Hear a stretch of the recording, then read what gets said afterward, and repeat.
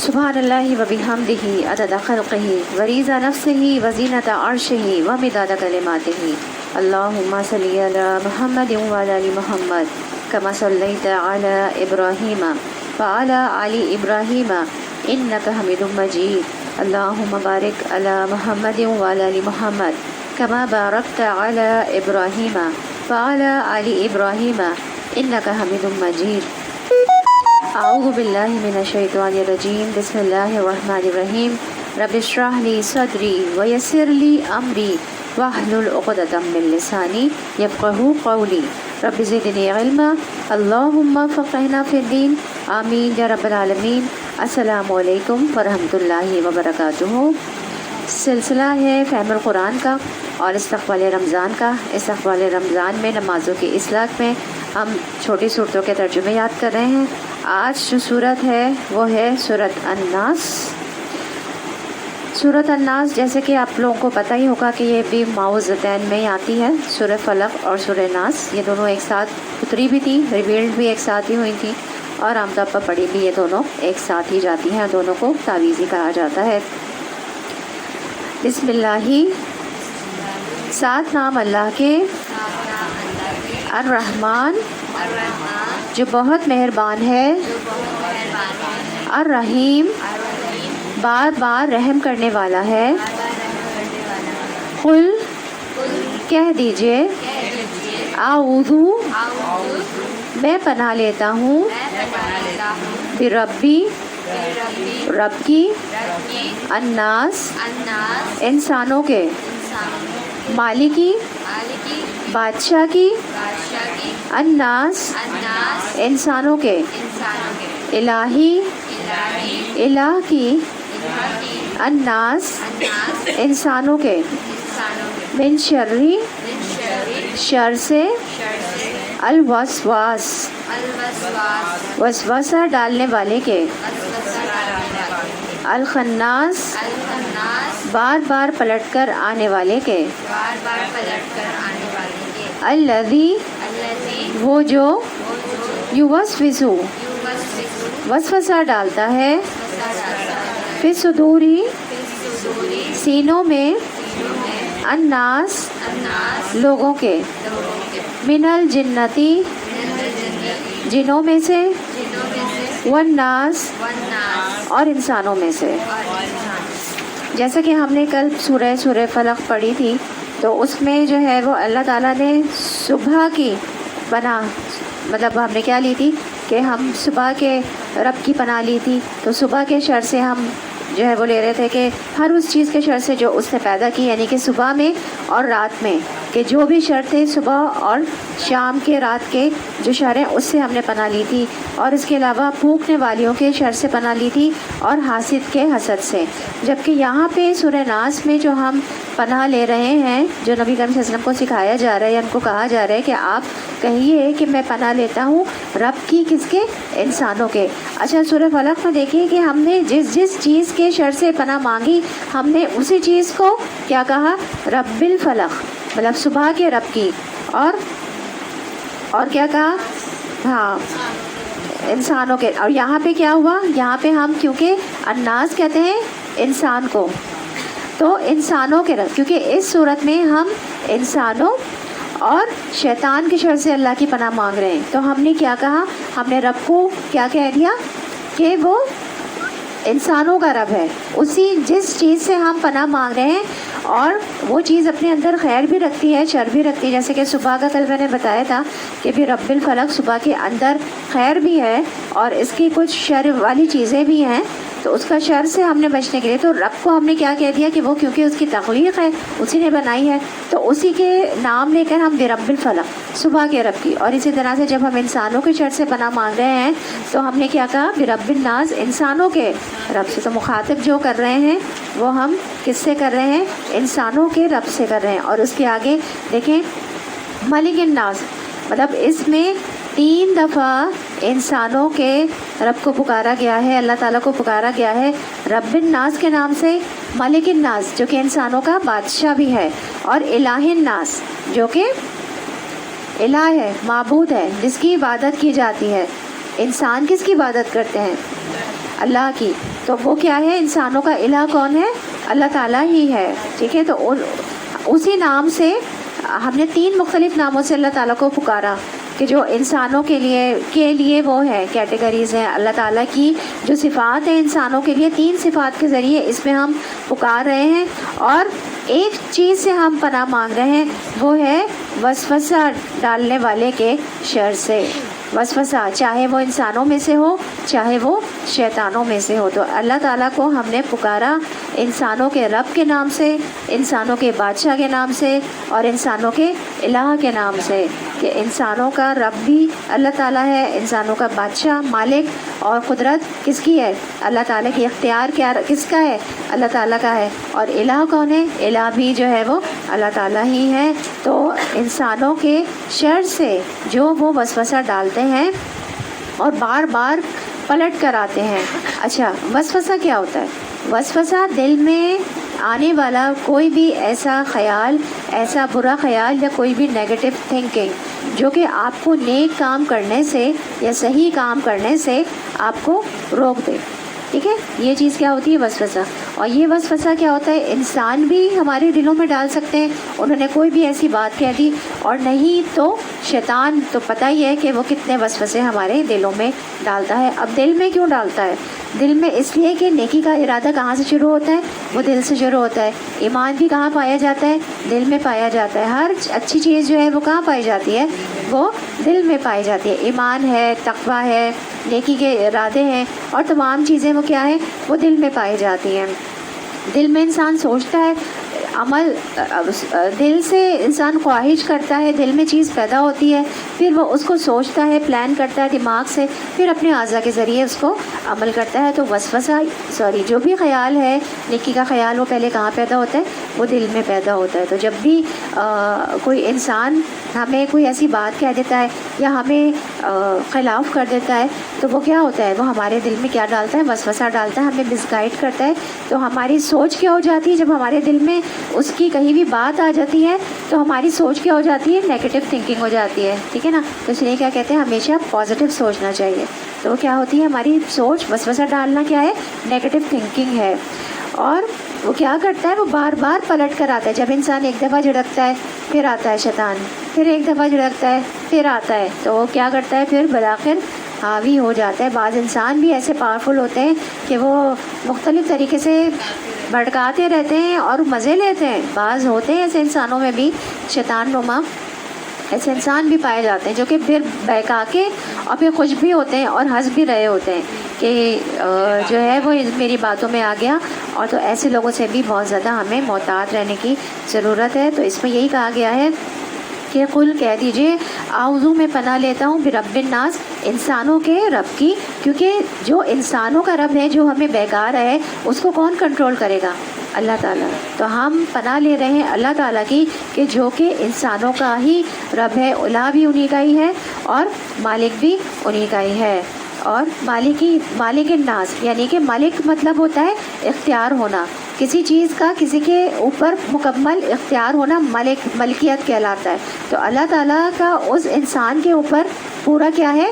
اختیار ہے. تو ہم اس سینس میں بھی اللہ تعالیٰ سے دعا مانگ رہے ہیں کہ مالک الناس، پکار رہے ہیں اللہ تعالیٰ کو اس صفت سے بھی کہ وہ مالک ہے، اختیار ہے اس کا، وہ مالک ہے لوگوں کا، اور الہ الناس، اور یہ کہ الہ ہے، معبود ہے، اسی کی لوگ جو ہے وہ کیا کرتے ہیں؟ عبادت کرتے ہیں. من شر الوسواس، شر سے وسوسہ ڈالنے والے کے، الخناس جو کہ بار بار آتا ہے پلٹ کے، الذی وہ جو یوسوس وسوسہ ڈالتا ہے، فی صدور الناس سینوں میں لوگوں کے، ہمارے سینوں میں وسوسہ ڈالتا ہے، من الجنتی چاہے وہ جنوں میں سے ہو، جن جو ہے وہ شیطان کی طرف سے ہی ہوتے ہیں. ٹھیک ہے، ہاں، یا انسانوں میں سے ہوں.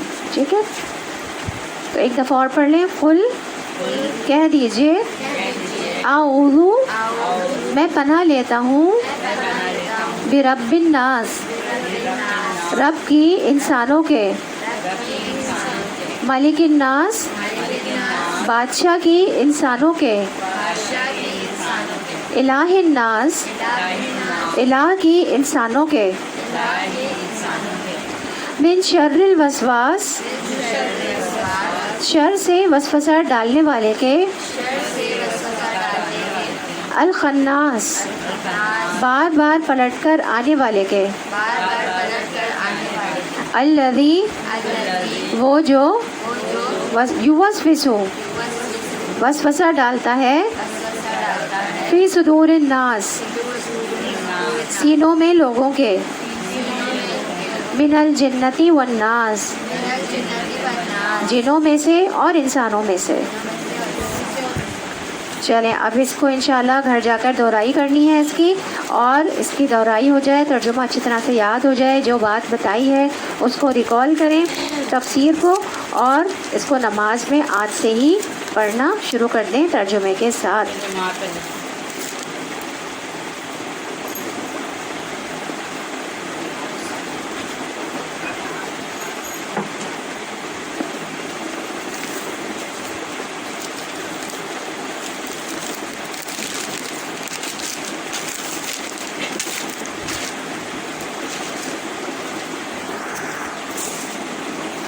شروع کرتے ہیں پارہ نمبر 11 یا تذرون۔ آغاز ہوتا ہے سورۃ التوبہ کی آیت نمبر 94 سے۔ اعوذ باللہ من الشیطان الرجیم، یا تذرون الیکم اذا رجعتم الیہم قل لا تعتذروا لن نؤمن لکم قد نبأنا اللہ من اخبارکم وسيرى الله عملكم ورسوله ثم تردون إلى عالم الغيب والشهادة فينبئكم بما كنتم تعملون۔ پناہ میں آتی ہوں میں اللہ کی شیطان مردود سے۔ تم جب پلٹ کر ان کے پاس پہنچو گے تو یہ طرح طرح کے عذرات پیش کریں گے، مگر تم صاف کہہ دینا کہ بہانے نہ کرو، ہم تمہاری کسی بات کا اعتبار نہ کریں گے۔ اللہ نے ہم کو تمہارے حالات بتا دیے ہیں، اب اللہ اور اس کا رسول تمہارے طرز عمل کو دیکھے گا، پھر تم اس کی طرف پلٹائے جاؤ گے، جو کھلے اور چھپے سب کا جاننے والا ہے، اور وہ تمہیں بتا دے گا کہ تم کیا کچھ کرتے رہے ہو۔ تو یہاں پر اللہ سبحانہ و تعالی دولت مند منافقین کے پیچھے رہنے کا ذکر کرتے ہوئے فرما رہے ہیں کہ ان کے پیچھے رہنے کے لیے ان کے پاس کوئی عذر نہ تھا۔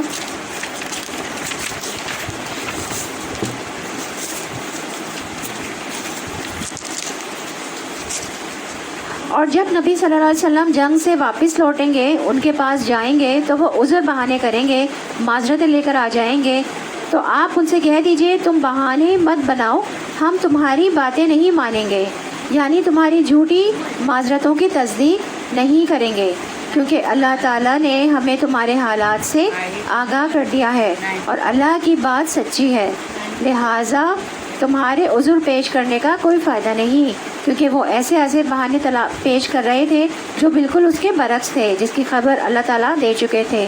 تو یہاں یہ بتا دیا گیا کہ اللہ اور اس کا رسول صلی اللہ علیہ وسلم تمہارے اعمال دیکھیں گے، یعنی دنیا میں عمل صداقت کی میزان ہے، عمل سے پتہ چلتا ہے، کسی کا رویہ بتاتا ہے کہ وہ اپنی بات میں کتنا سچا ہے، عمل کے ذریعے سچ و جھوٹ میں امتیاز ہوتا ہے، صرف باتوں سے کسی کے سچا ہونے کا نہیں پتہ چلتا، کہ اگر کوئی کہہ بھی دیتا ہے منافق کہ ہاں ہم یہ کریں گے، لیکن اصل جب عمل کا وقت آتا ہے تو کیا ہوتا ہے، وہ مکر جاتا ہے، وہ پیچھے ہو جاتا ہے۔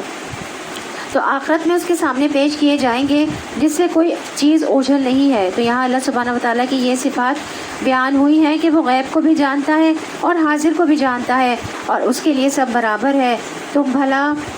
تم برا یا بھلا جو کچھ کرتے ہو، اللہ اس سے تمہیں آگاہ فرمائے گا، وہ اپنے عدل اور فضل سے تمہارے اعمال کی جزا دے گا۔ یاد رکھے کہ جب کوئی انسان برائی کا ارتکاب کرتا ہے تو اس کی 3 حالتوں میں سے ایک حالت ہوتی ہے، یعنی ظاہر اور باطن میں اس کی بات اور عذر کو قبول کیا جائے اور اس کی بنا پر اس کو معاف کر دیا جائے، یعنی کسی نے غلطی کی اور معذرت کی تو اس کی معذرت کو قبول کر لیا گیا اور اس کو معاف کر دیا گیا۔ دوسری بات کیا ہوتی ہے کہ اس کی معذرت قبول نہ کی جائے اور یا اس کو سزا دے دی جائے۔ اور تیسری بات کیا ہوتی ہے کہ گناہ کرنے والے کے گناہ سے اعراض برتا جائے اور کسی قسم کی سزا نہ دی جائے۔ تو یہ تیسرا رویہ ہے جس کے بارے میں اللہ تعالیٰ نے حکم دیا ہے کہ منافقین کے ساتھ یہی رویہ اختیار رکھا جائے۔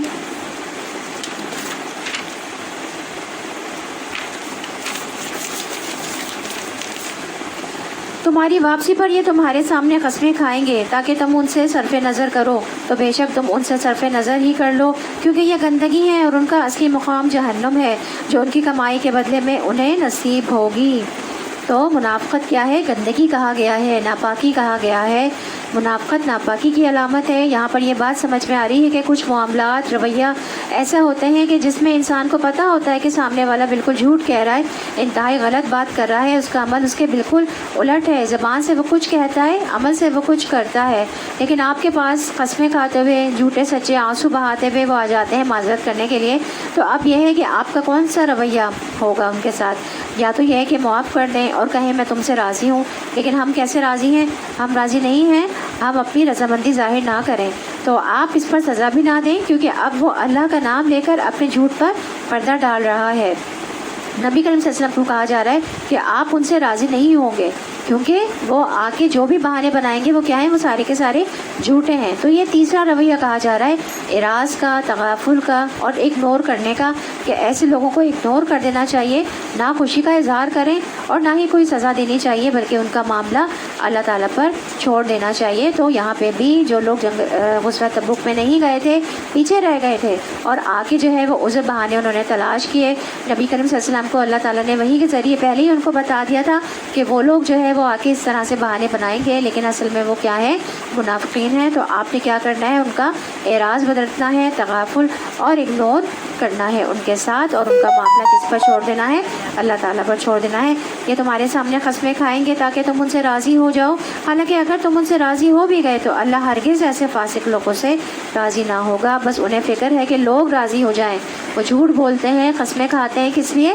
لوگوں کو راضی کرنے کے لیے، اور ان کو اس بات کی فکر نہیں ہے کہ اللہ کو ہم راضی کر لیں، بس فکر کس بات کی ہے کہ لوگ راضی ہو جائیں، لوگوں کی نگاہوں میں ہم اچھے بن جائیں۔ یہ بھی نفاق کی ایک علامت ہوتی ہے کہ انسان کو لوگوں کی زیادہ فکر ہو اور یہ کہ اپنی عزت کی زیادہ فکر ہو کہ لوگوں کے سامنے میری عزت بنی رہے، اللہ تعالیٰ کا کوئی ڈر نہ ہو، اللہ کے سامنے شرمندگی نہ ہو۔ تو ہمیشہ یہاں دیکھنا چاہیے کہ کیا میرا رب بھی میرے اس طرز عمل سے راضی ہے یا نہیں، کہ میں لوگوں کے ساتھ اس قسم کا رویہ اختیار کر رہی ہوں جھوٹا۔ تو کیونکہ لوگوں کے برعکس اگر انسان اللہ کو راضی کرے تو اللہ سبحانہ و تعالیٰ اس دنیا کے حالات بھی درست کر دے گا اور آخرت کے بھی حالات اس کے درست کر دے گا۔ ایک روایت میں آتا ہے کہ امیر معاویہ رضی اللہ عنہ نے ام المومنین حضرت عائشہ سے دیکھ کر رضی اللہ عنہ کو لکھا کہ مجھے ایک خط لکھی ہے جس میں میرے لیے نصیحتیں ہوں لیکن زیادہ نہ ہوں۔ تو حضرت عائشہ سے دیکھ کر رضی اللہ عنہ نے امیر معاویہ کو لکھا، السلام علیکم، اما بعد، میں نے رسول اللہ صلی اللہ علیہ وسلم کو فرماتے ہوئے سنا ہے کہ جو شخص اللہ کی رضا لوگوں کو ناراض کر کے تلاش کرے گا تو لوگوں سے پہنچنے والی تکلیف کے سلسلے میں اللہ اس کے لیے کافی ہو جائے گا۔ جو لوگ ناراض ہوں گے کچھ دن بعد وہ راضی ہو جائیں گے تو اللہ ان کے لیے کافی ہو جائے گا، اور جو شخص لوگوں کی رضامندی کو اللہ کے غصے میں تلاش کرے گا، لیکن اللہ یعنی کہ اللہ کو ناراض کر کے لوگوں کو راضی کرے گا، اللہ اسے لوگوں کے ہی سپورٹ کر دے گا۔ تو مقصد کیا ہے کہ ہر حال میں اللہ کو راضی رکھنے کی فکر کریں۔ اس آیت سے بھی پتہ چلتا ہے کہ اللہ فاسق لوگوں سے راضی نہیں ہوتے۔ اگر ہم یہ چاہتے ہیں سچے دل سے کہ اللہ ہم سے راضی ہو جائے تو پھر ہمیں وہ کام بھی کرنے چاہیے کہ جن سے اللہ تعالیٰ راضی ہو اور جن سے اللہ تعالیٰ محبت کرے۔ یہ بدوی عرب کفر و نفاق میں زیادہ سخت ہیں اور ان کے معاملے میں اس عمل کے امکانات زیادہ ہیں کہ اس دین کے حدود سے ناواقف رہیں جو اللہ نے اپنے رسول پر نازل کیا ہے۔ اللہ سب کو جانتا ہے اور حکیم و دانا ہے۔ ان بدویوں میں ایسے لوگ موجود ہیں جو راہ خدا میں کچھ خرچ کرتے ہیں تو اسے اپنے اوپر زبردستی کی چٹی سمجھتے ہیں اور تمہارے حق میں زمانے کی گردشوں کا انتظار کر رہے ہیں تاکہ تم کسی چکر میں پھنسو تو وہ اپنی گردن سے اس نظام کی اطاعت کا خلادہ اتار پھینکیں جس میں تم نے انہیں کس دیا ہے، حالانکہ بدی کا چکر خود انہی پر مسلط ہے اور اللہ سب کو سنتا اور جانتا ہے۔ اور انہی بدیوں میں کچھ لوگ ایسے بھی ہیں جو اللہ اور روز آخر پر ایمان رکھتے ہیں اور جو کچھ خرچ کرتے ہیں اسے اللہ کے ہاں تقرب کا اور رسول صلی اللہ علیہ وسلم کی طرف سے رحمت کی دعائیں لینے کا ذریعہ بناتے ہیں۔ ہاں وہ ضرور ان کے لیے تقرب کا ذریعہ ہے اور اللہ ضرور ان کو اپنی رحمت میں داخل کرے گا، یقیناً اللہ درگزر کرنے والا اور رحم فرمانے والا ہے۔ تو آپ صلی اللہ علیہ وسلم صدقہ کرنے والوں کو دعا دیا کرتے تھے۔ اللہ کا قرب کس سے حاصل ہوتا ہے؟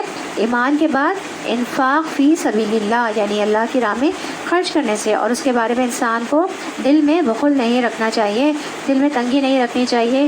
دین کو آگے بڑھانے کے لیے طالب علموں پر، کتابوں پر، علم پھیلانے پر خوب خرچ کرنا چاہیے۔ یہ چیز انسان کو اللہ کے قریب کرتی ہے۔ نبی کریم صلی اللہ علیہ وسلم صدقہ دینے والے کو دعا دیا کرتے تھے، اللہم صلی علی آل فلاں، یعنی کہ اے اللہ صدقہ دینے والے اور اس کی آل پر رحمت فرما۔ ایک موقع پر عبداللہ بن ابی اوفا کہتے ہیں میرے والد آپ صلی اللہ علیہ وسلم کے پاس صدقہ لے کر آئے تو آپ نے دعا فرمائی اللہم صلی علی آل ابی اوفی، اے اللہ ابو اوفا کی اولاد پر رحمت فرما۔ یعنی صدقہ کے جو اثرات ہیں وہ صرف صدقہ کرنے والے پر نہیں ہوتے بلکہ اس کی نسلوں تک میں خیر پہنچتی ہے، آپ کے بچوں کی بھی حفاظت ہو جاتی ہے اور آگے ان کی نسلوں کی بھی حفاظت ہوتی ہے۔ یہ اللہ تعالیٰ کے قرب کا ذریعہ ہوتا ہے۔ برکت کی دعا بھی دینی چاہیے کہ اللہ تعالیٰ تمہارے مال میں برکت دے۔ وائل بن حجر کہتے ہیں کہ نبی صلی اللہ علیہ وسلم نے ایک شخص کو زکوٰۃ وصول کرنے کے لیے بھیجا۔ وہ ایک شخص کے پاس آیا تو اس نے کمزور سا اونٹ کا بچہ دے دیا زکوٰۃ میں، تو نبی صلی اللہ علیہ وسلم نے فرمایا ہم نے اللہ اور اس کے رسول صلی اللہ علیہ وسلم کی طرف سے ایک شخص کو صدقہ وصول کرنے کے لیے روانہ کیا، لیکن اس شخص نے یہ کمزور سا اونٹ کا بچہ دیا، اللہ اس میں اور اس کے اونٹوں میں برکت نہ فرمانا۔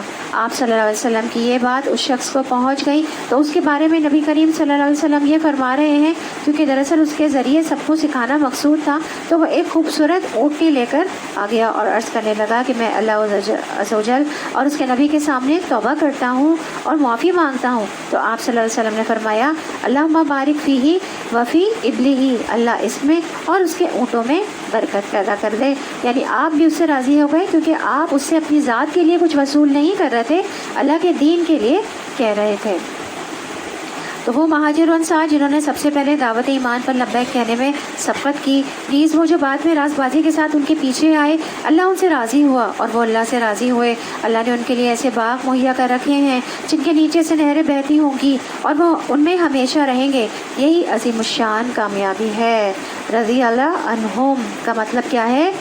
راضی ہو گیا اللہ ان سے۔ تو ہم لگاتے ہیں نا حضرت ابو بکر صدیق رضی اللہ تعالیٰ عنہ، حضرت عمر فاروق رضی اللہ عنہ، رضی اللہ عنہ یا عنہم کا مطلب کیا ہے؟ رضی اللہ کا مطلب ہے راضی ہو گیا اللہ، عنہ یا عنہم ان سے، اللہ ان سے راضی ہو گیا کیونکہ وہ کیا تھے؟ سابقون الاولون تھے، سب سے آگے آگے رہتے تھے، ہر چیز میں ہر کام میں کیا کرتے تھے؟ سب سے آگے رہتے تھے۔ نبی کریم صلی اللہ علیہ وسلم جو بھی حکم دیتے تھے کیا کہتے تھے؟ سمعنا واطعنا، ہم نے سنا اور ہم نے اطاعت کی۔ کوئی لاجک نہیں، کوئی اس کی وجہ نہیں، کوئی سبب نہیں معلوم کرتے تھے، بس جو کہہ دیا نبی نے کہ یہ اللہ کا حکم ہے اس کو کرنا ہے، سمعنا واطعنا، سنا اور ہم نے اطاعت کی، تو اللہ تعالیٰ ان سے کیا ہو گئے؟ یہیں پہ یہی فرمایا گیا نا کہ اللہ تعالیٰ ان سے راضی ہوا اور وہ اللہ سے راضی ہوئے۔ وہ مہاجر اور انصار جنہوں نے سب سے پہلے دعوت ایمان پر لبیک کہی، اسی لیے جو صحابہ کرام ہیں ان کے ناموں کے آگے کیا لگایا جاتا ہے؟ رضی اللہ تعالیٰ عنہ لگایا جاتا ہے۔ ہمارے لیے قابل اتباع لوگ کون ہیں جنہیں نبی صلی اللہ علیہ وسلم کا ساتھ نصیب ہوا؟ دیکھا جائے تو ان کا لائف سٹائل کیا تھا؟ وہ اپنے مال کے معاملے میں کیا کیا کرتے تھے؟ ان کا طریقہ زندگی کیا تھا؟ اگر اللہ کی رضا چاہتے ہیں تو ان کا اپنا رول ماڈل بنانا ہوگا۔ یاد رکھیے ہمیشہ آگے جانے والوں، سبقت کرنے والوں کی پیروی کرنی چاہیے، یہ نہیں کہ جو پیچھے ہیں، سست ہیں، ان کے ساتھ چلیں، اس سے انسپریشن لیں جو نیکی میں آپ سے آگے ہے، اس سے نہ لیں جو آپ سے پیچھے ہے کہ ابھی تو وہ بھی نہیں کر رہا، وہ بھی نہیں گئی، وہ بھی نہیں آیا، تو چلو اب کوئی اگر لیٹ آیا تو کل سے میں بھی لیٹ آؤں گی وغیرہ وغیرہ۔ اس طرح سے نہیں کہ چلو وہ جب وہ کرے گا تو میں بھی تبھی کر لوں گا، نہیں، جو پہلے جا چکے ہیں، جو پہلے آتے ہیں ان کو دیکھیں، ان کو فالو کریں، جو آگے بڑھ چکے ہیں، جو اوپر کے درجوں پہ پہنچ چکے ہیں ان کو دیکھنا ہے، نیکی میں ہمیشہ اپنے آگے سے والے کو دیکھنا ہے۔ تو یہاں انہی کی طرف اشارہ ہے۔ احسان کے ساتھ پیروی کرنے کا مطلب یہ ہے ایمان لانے میں ان کی پیروی کی، نیک اعمال میں ان کی پیروی کی، اپنے اقوال اور اعمال میں اللہ کی رضا تلاش کرنے میں ان کی پیروی کی، کہ جس طرح صحابہ کرام اور تابعین اللہ کی رضا حاصل کرنے کے لیے اپنا سب کچھ قربان کر دیا کرتے تھے۔ تمہارے گرد و پیش جو بدوی رہتے ہیں ان میں بہت سے منافق ہیں، اور اسی طرح خود مدینہ کے باشندوں میں بھی منافق موجود ہیں جو نفاق میں طاق ہو گئے ہیں، تم انہیں نہیں جانتے، ہم ان کو جانتے ہیں۔ قریب ہے وہ وقت جب ہم ان کو دوہری سزا دیں گے، پھر وہ زیادہ بڑی سزا کے لیے واپس لائے جائیں گے۔ کچھ اور لوگ ہیں جنہوں نے اپنے قصوروں کا اعتراف کر لیا ہے، ان کا عمل مخلوط ہے، کچھ نیک ہیں اور کچھ بد، بعید نہیں کہ اللہ ان پر بھی مہربان ہو جائے، کیونکہ وہ درگزر کرنے والا اور رحم فرمانے والا ہے۔ تو یاد رکھیے بعض اوقات انسان ملے جلے عمل کرتا ہے اور اللہ سے امید بھی رکھتا ہے، تو اختتام جس پر بھی ہوگا تو انشاءاللہ اللہ سبحانہ و تعالیٰ اپنی رحمت سے بخش دے گا۔ جب انسان کو پتہ ہو کہ میں کچھ نیکیاں کر رہا ہوں، مجھ سے کچھ غلطیاں بھی ہوئی ہیں، تو اپنے گناہوں کے ازالے اور کفارے اور انہیں دھونے کے لیے صدقہ کرتا رہے۔ تو صدقہ نفاق کو بھی دور کرتا ہے، صدقہ نفس کو بھی پاک کرنے کا ذریعہ ہے، ہمارے مال کو بھی پاک کرنے کا ذریعہ ہے، رسول اللہ صلی اللہ علیہ وسلم کی دعائیں بھی حاصل کرنے کا ذریعہ ہے۔ اے نبی صلی اللہ علیہ وسلم، تم ان کے اموال میں سے صدقہ لے کر انہیں پاک کرو اور نیکی کی راہ میں انہیں بڑھاؤ اور ان کے حق میں دعائے رحمت کرو، کیونکہ تمہاری دعا ان کے لیے وجہ تسکین ہوگی۔ اللہ سب کچھ سنتا اور جانتا ہے۔ کہ ان لوگوں کو معلوم نہیں ہے کہ وہ اللہ ہی ہے جو اپنے بندوں کی توبہ قبول کرتا ہے اور ان کی خیرات کو قبولیت عطا فرماتا ہے، اور یہ کہ اللہ بہت معاف کرنے والا اور رحیم ہے۔ ایک حدیث میں آتا ہے، اس کا مفہوم ہے کہ بندہ جب توبہ کرتا ہے تو اللہ تعالیٰ اتنا خوش ہوتا ہے اس بندے سے کہ جیسے کوئی جنگل میں ایک آدمی اپنا اونٹ لے کے گیا یا گھوڑا لے کے گیا، اپنا جانور لے کے گیا، اور وہ اونٹ جو ہے یا گھوڑا اس کا وہاں پہ کھو گیا جنگل میں، اور وہ مایوسی کی حالت میں درخت کے ساتھ ٹیک لگا کر بیٹھ گیا۔ پھر اچانک سے سامنے اس کا جانور اسے نظر آ گیا، تو وہ اس کو دیکھ کر کتنا خوش ہوگا۔ تو اللہ تعالیٰ اپنے بندے کے واپس پلٹنے پر، توبہ کرنے پر اتنا خوش ہوتے ہیں۔ اس طرح سے اللہ تعالیٰ کو خوشی ہوتی ہے جب کوئی بندہ واپس پلٹتا ہے، توبہ کرتا ہے۔ تو وہ انسان جس کی کوئی چیز، ایسی چیز جنگل میں کھو گئی ہو جو کہ اس کے لیے سواری کا بھی باعث تھی اور اس کے لیے باہر نکلنے کا بھی باعث تھی، اس کے لیے بہت ضروری تھی وہ چیز، تو وہ چیز جب کھو کے اس کے سامنے پہنچتی ہے تو وہ جتنا خوش ہوتا ہے، تو اللہ تعالیٰ اس طرح سے اپنے بندے کے واپس پلٹنے پر، توبہ کرنے پر خوش ہوتے ہیں۔ اللہ تعالیٰ ہم سب کو بھی توبہ کرنے کی توفیق عطا فرمائے۔ تو صدقہ اور توبہ ساتھ ساتھ یہاں پہ ان کی بات آئی ہے۔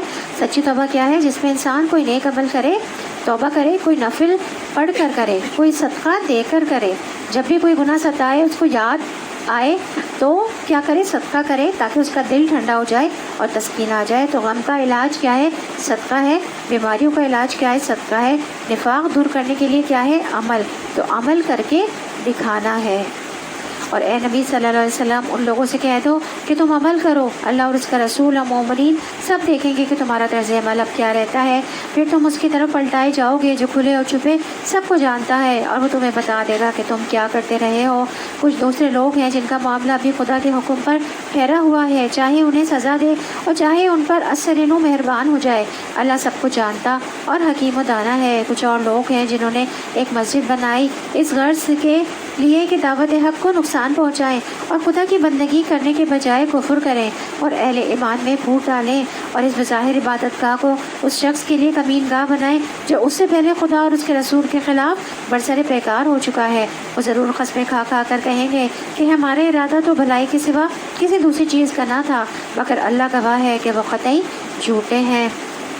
تو یہ کچھ منافقین تھے جنہوں نے قباء کے علاقے میں مسجد قباء کے مقابلے میں ایک اور مسجد بنا لی تھی جس کو مسجد ضرار کا نام دیا گیا تھا، یعنی تفرقہ بازی اسلام کے مقاصد کو نقصان دیتی ہے۔ اس مسجد کو بنانے کا جو مقصد تھا وہ اسلام کو فائدہ دینا نہیں تھا، بلکہ اس کے بجائے اسلام کو نقصان پہنچانا تھا اور کفر کو فائدہ دینا تھا۔ اشارہ ہے ابو عامر الراہب کی طرف جو دور جاہلیت میں بہت بڑا عبادت گزار تھا، لیکن نبی کریم صلی اللہ علیہ وسلم سے اس کو حسد ہو گیا تھا کہ جب نبی کریم صلی اللہ علیہ وسلم آئے مدینہ میں اور نبی کریم صلی اللہ علیہ وسلم ہی سب ہو گئے، ہر چیز کے امام بن گئے، تو لوگوں کو آپ کے خلاف بھڑکایا کرتا تھا اور مشرکین مکہ کے پاس تک گیا مدد لینے کے لیے کہ کسی طرح آپ صلی اللہ علیہ وسلم کے خلاف کوئی محاذ آرائی کی جائے۔ ابھی جب وہاں کچھ نہیں بنا تو قیصر روم کی طرف تک گیا اور راستے میں ہی مارا گیا، تو اللہ تعالیٰ نے ایسے شخص سے چھٹکارا دیا۔ تو یہ مسجد بنائی گئی اس کو سپورٹ کرنے کے لیے، کیونکہ منافقین جہاں کہیں اور بیٹھتے تھے تو لوگوں کو پتہ چل جاتا تھا کہ یہ مل کر خلاف جو ہے مسلمانوں کے خلاف پلاننگ کر رہے ہیں۔ تو انہوں نے سوچا کہ مسجد میں بیٹھیں گے تو کسی کو شک ہی نہیں ہوگا، تو لوگ سمجھیں گے کہ بڑا نیکی کا کام کر رہے ہیں، حالانکہ وہ مسجد کے اندر ہی بیٹھ کر اسلام کے خلاف سازشیں کر رہے ہوتے تھے۔ تو بہانہ یہ کرتے تھے کہ ہم نے معذور اور کمزور لوگوں کے لیے قریب کے علاقے میں مسجد بنائی ہے۔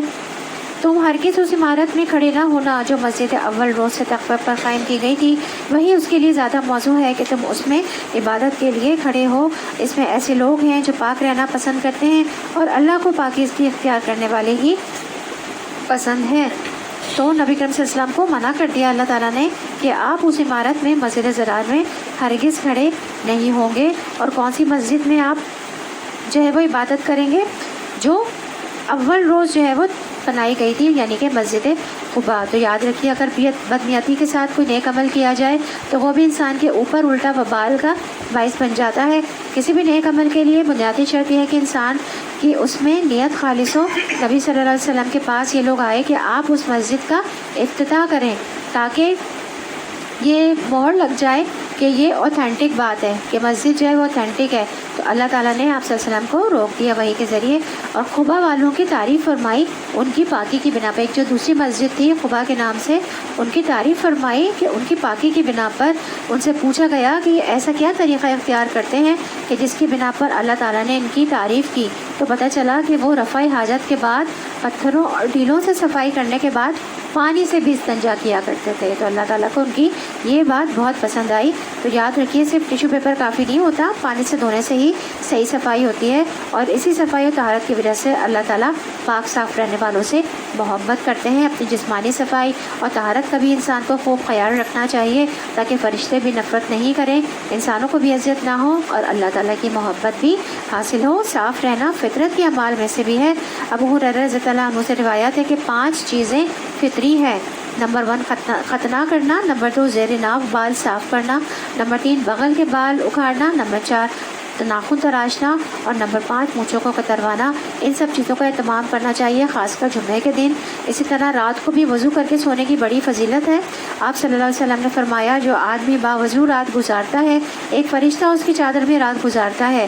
جب بھی وہ بندہ رات کی کسی گھڑی میں جاگتا ہے تو فرشتہ کہتا ہے اے اللہ اپنے اس بندے کو بخش دے کیونکہ اس نے باوضو حالت میں رات گزاری.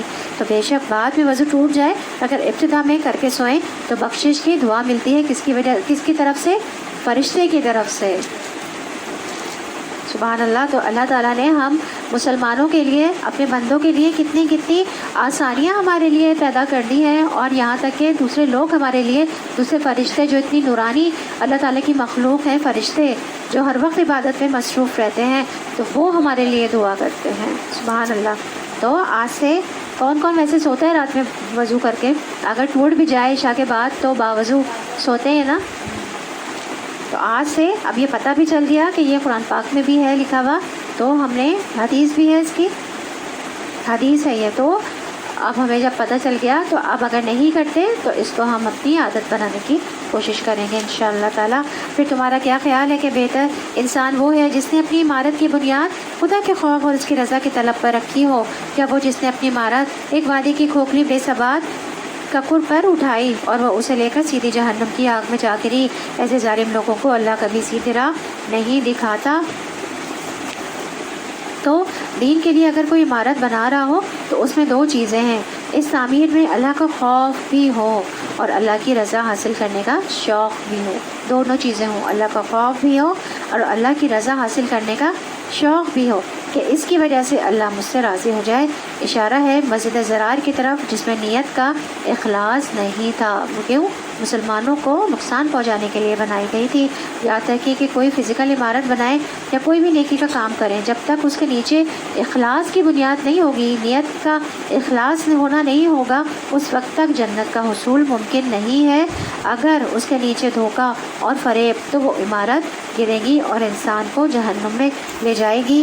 اخلاص نیت کی ایک دعا بھی ہے، اور کوئی بھی کام نیکی کا کام کرنے سے پہلے ہمیں یہ دعا پڑھ بھی لینی چاہیے اور یاد ہونی چاہیے ہمیں.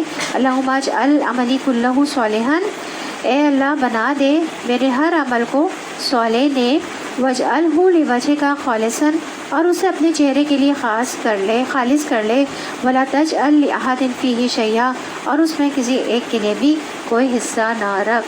تو صرف اور صرف اللہ کی 3 اس میں دعائیں ہیں کہ میرے ہر عمل کو صالح بنا دے. اور یاد رکھیے صالح عمل ہی ہمارے ساتھ جائیں گے، جو عمل صالح نہیں ہے وہ ہمارے ساتھ نہیں جائیں گے.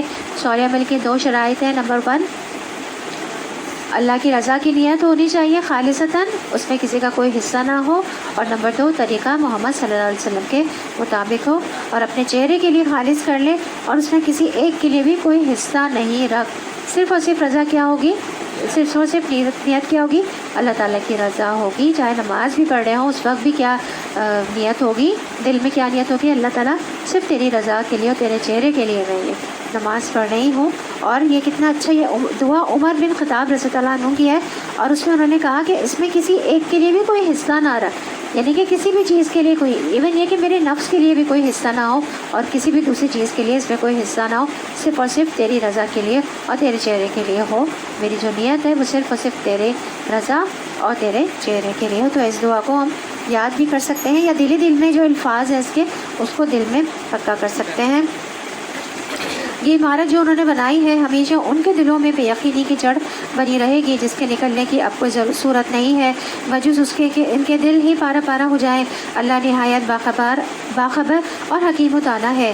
حقیقت یہ ہے کہ اللہ نے مومنوں سے ان کے نفس اور ان کے مال جنت کے بدلے خرید لیے ہیں. وہ اللہ کی راہ میں لڑتے اور مارتے اور مرتے ہیں. ان سے جنت کا وعدہ اللہ کے ذمے ایک پختہ وعدہ ہے تورات اور انجیل اور قرآن میں. اور کون ہے جو اللہ سے بڑھ کر اپنے عہد کا پورا کرنے والا ہو؟ بس خوشیاں مناؤ اپنے اس سودے پر جو تم نے اللہ سے چکا لیا ہے، یہی سب سے بڑی کامیابی ہے. تو سوچئے یہاں پہ کس چیز کی بات ہوئی ہے؟ سودے کی بات ہوئی ہے نا. بس خوشیاں مناؤ اپنے اس سودے پر جو تم نے خدا سے چکا لیا ہے اور یہی سب سے بڑی کامیابی ہے. تو سوچئے اس سودے میں خریدار کون ہے؟ آپ کی جان کا، آپ کے مال کا لینے والا کون ہے؟ خریدار کون ہے اس سودے میں؟ اللہ تعالیٰ ہے نا. تو اللہ آپ سے خریدنا چاہتا ہے آپ کی جان اور آپ کا مال جو کہ اسی نے دی ہے، جو کہ اسی نے آپ کو دی ہے جان اور آپ کو دیا ہے مال. تو اللہ آپ سے خریدنا چاہتا ہے آپ کی جان اور آپ کا مال. اور یہ معاہدہ کہاں لکھا ہوا ہے؟ 3 کتابوں میں. تورات میں بھی تھا یہ معاہدہ، انجیل میں بھی اور قرآن میں بھی یہاں ہے. اور دنیا کی سب سے بہترین کتابوں میں یہ بات لکھی ہوئی ہے، سب سے سچی کتابوں میں. تو کس کے ذریعے معاہدہ کروایا جا رہا ہے؟ رسول اللہ صلی اللہ علیہ وسلم کے ذریعے سے. اور معاوضہ کیا ہے اس کا؟ جنت. جنت اس کا معاوضہ ہے. خریدار بھی بہترین ہے، معاوضہ بھی بہترین ہے. جہاں معاہدہ لکھا ہوا ہے وہ کتاب بھی بہترین ہے، اور جس کے ذریعے معاہدہ کروایا جا رہا ہے نبی کریم صلی اللہ علیہ وسلم وہ بھی بہترین ہے. یہ ساری چیزیں انتہائی سچی اور انتہائی اوتھینٹک ہیں. کیا پھر بھی کوئی شک ہے کہ ہم اپنی جان، اپنا وقت، اپنی صلاحیت، اپنی ذہانت، اپنا مال اللہ کے راستے میں نہ لگائیں خالصتاً اللہ کے لیے؟ کیوں کہ اس کا بدلہ اللہ نے جنت لکھا ہے. یہ سودا انتہائی قیمتی سودا ہے. نبی کریم صلی اللہ علیہ وسلم نے فرمایا خبردار سن لو اللہ کا سودا بڑا مہنگا ہے. سن لو بے شک اللہ کا سودا جنت ہے. تم سے مال اور جان لیتا ہے اور بدلے میں کیا دیتا ہے؟ جنت دیتا ہے. تو یاد رکھیے جنت ہمارے اعمال کا صلہ نہیں ہے. ہمارے اعمال تو پھر بھی تھوڑے ہیں، جنت خریدنے کے لیے کافی نہیں ہے. پھر بھی اس کے بعد یہ اللہ کا فضل اور اس کی رحمت ہے کہ انسان جنت تک پہنچ سکے. اللہ کی طرف بار بار پلٹنے والے، اس کی بندگی بجا لانے والے، اس کی تعریف کے گن گانے والے، اس کی خاطر زمین میں گردش کرنے والے، اس کے آگے رکوع اور سجدے کرنے والے، نیکی کا حکم دینے والے، بدی سے روکنے والے، یہ ساری ان کی خصوصیات بتائی جا رہی ہیں، ان کی خوبیاں بتائی جا رہی ہیں. یہ ساری جو کہ اللہ تعالیٰ سے سودا کرتے ہیں، اپنی جان اور مال دے کے اللہ تعالیٰ سے جنت کا سودا کر لیتے ہیں. کیا کرتے ہیں؟ اللہ کی طرف بار بار پلٹنے والے، یعنی توبہ کرنے والے، اس کی بندگی بجا لانے والے، اس کی تعریف کے گن کرنے والے، اس کا ذکر کرنے والے، ہر وقت صبح و شام دن رات اس کی خاطر زمین میں گردش کرنے والے، گھومنے والے، اس کے آگے رکوع اور سجدے کرنے والے، نماز یعنی نماز پڑھنے والے، نیکی کا حکم دینے والے یعنی امر بالمعروف اور بدی سے روکنے والے، ونہی عن المنکر اور اللہ کی حدود کی حفاظت کرنے والے. اس شان کے ہوتے ہیں وہ مومن جو اللہ سے بھی یعنی سودے کا یہ معاملہ طے کرتے ہیں. اور اے نبی صلی اللہ علیہ وسلم ان مومنوں کو خوشخبری دے دو. تو اس سودا کرنے والوں کی خصوصیات کیا ہوتی ہیں؟ التائبون، توبہ کرنے والے، یعنی ہر چھوٹی بڑی غلطی پر دھڑکا لگا رہتا ہے کہیں اللہ تعالیٰ ناراض نہ ہو جائے، کہیں ہمارا کانٹریکٹ منسوخ نہ ہو جائے، ایسے حالات نہ ہو جائیں کہ بیچ میں ختم کرنا پڑے، تو بار بار اللہ کی طرف رجوع کرتے ہیں. العابدون، عبادت گزار ہوتے ہیں، صرف فرض ادا نہیں کرتے، نوافل کا بھی اہتمام کرتے ہیں. تہجد، فرض کے علاوہ سنتیں اور نوافل بھی. الحامدون، ہر حال میں اللہ کی تعریف بیان کرنے والے، اچھے برے ہر حال میں اللہ سے راضی ہوتے ہیں۔ الحمدللہ ان کا تکیہ کلام ہوتا ہے۔ جب کوئی پریشانی یا تکلیف کی بات ہوتی تھی تو نبی کریم صلی اللہ علیہ وسلم کیا فرمایا کرتے تھے؟ الحمدللہ علی کل حال۔ الصائحون، ایک معنی اس کا روزہ رکھنے والا ہے، اور یعنی زیادہ ترجیح والا معنی ہے کہ وہ اپنے گھر سے حج و عمرے کے لیے نکلتے ہیں، علم حاصل کرنے کے لیے نکلتے ہیں، نیکی کے کاموں کے لیے نکلتے ہیں، چین سے اپنے کمفرٹ زون میں بیٹھے نہیں رہتے بلکہ نکلتے ہیں، اللہ کی راہ میں نکلتے ہیں، اپنی جان لگاتے ہیں۔ کس لیے؟ اپنے گھر سے حج اور عمرے کے لیے نکلنا بھی اسی میں شامل ہے، علم حاصل کرنے کے لیے نکلنا بھی اسی میں شامل ہے، آپ لوگ آئے ہیں یہ بھی اسی میں شامل ہے، نیکی کے کاموں کے لیے، اور ایک دوسرا معنی ہے روزہ رکھنے والے بھی اسی میں شامل ہیں۔ اور راکعون یعنی ہمبل ہے، نمازوں میں بھی رکوع کی پابندی کرنے والے، اور ساجدون خوب سجدے کرنے والے۔ جھکنا جو ہے وہ کس کی نشانی ہوتا ہے؟ رکوع میں بھی جھکتے ہیں، سجدے میں بھی جھکتے ہیں، ہمبلنس کی نشانی ہوتا ہے نا یہ، تو یہ والی خصوصیات بھی انہی کے اندر ہیں۔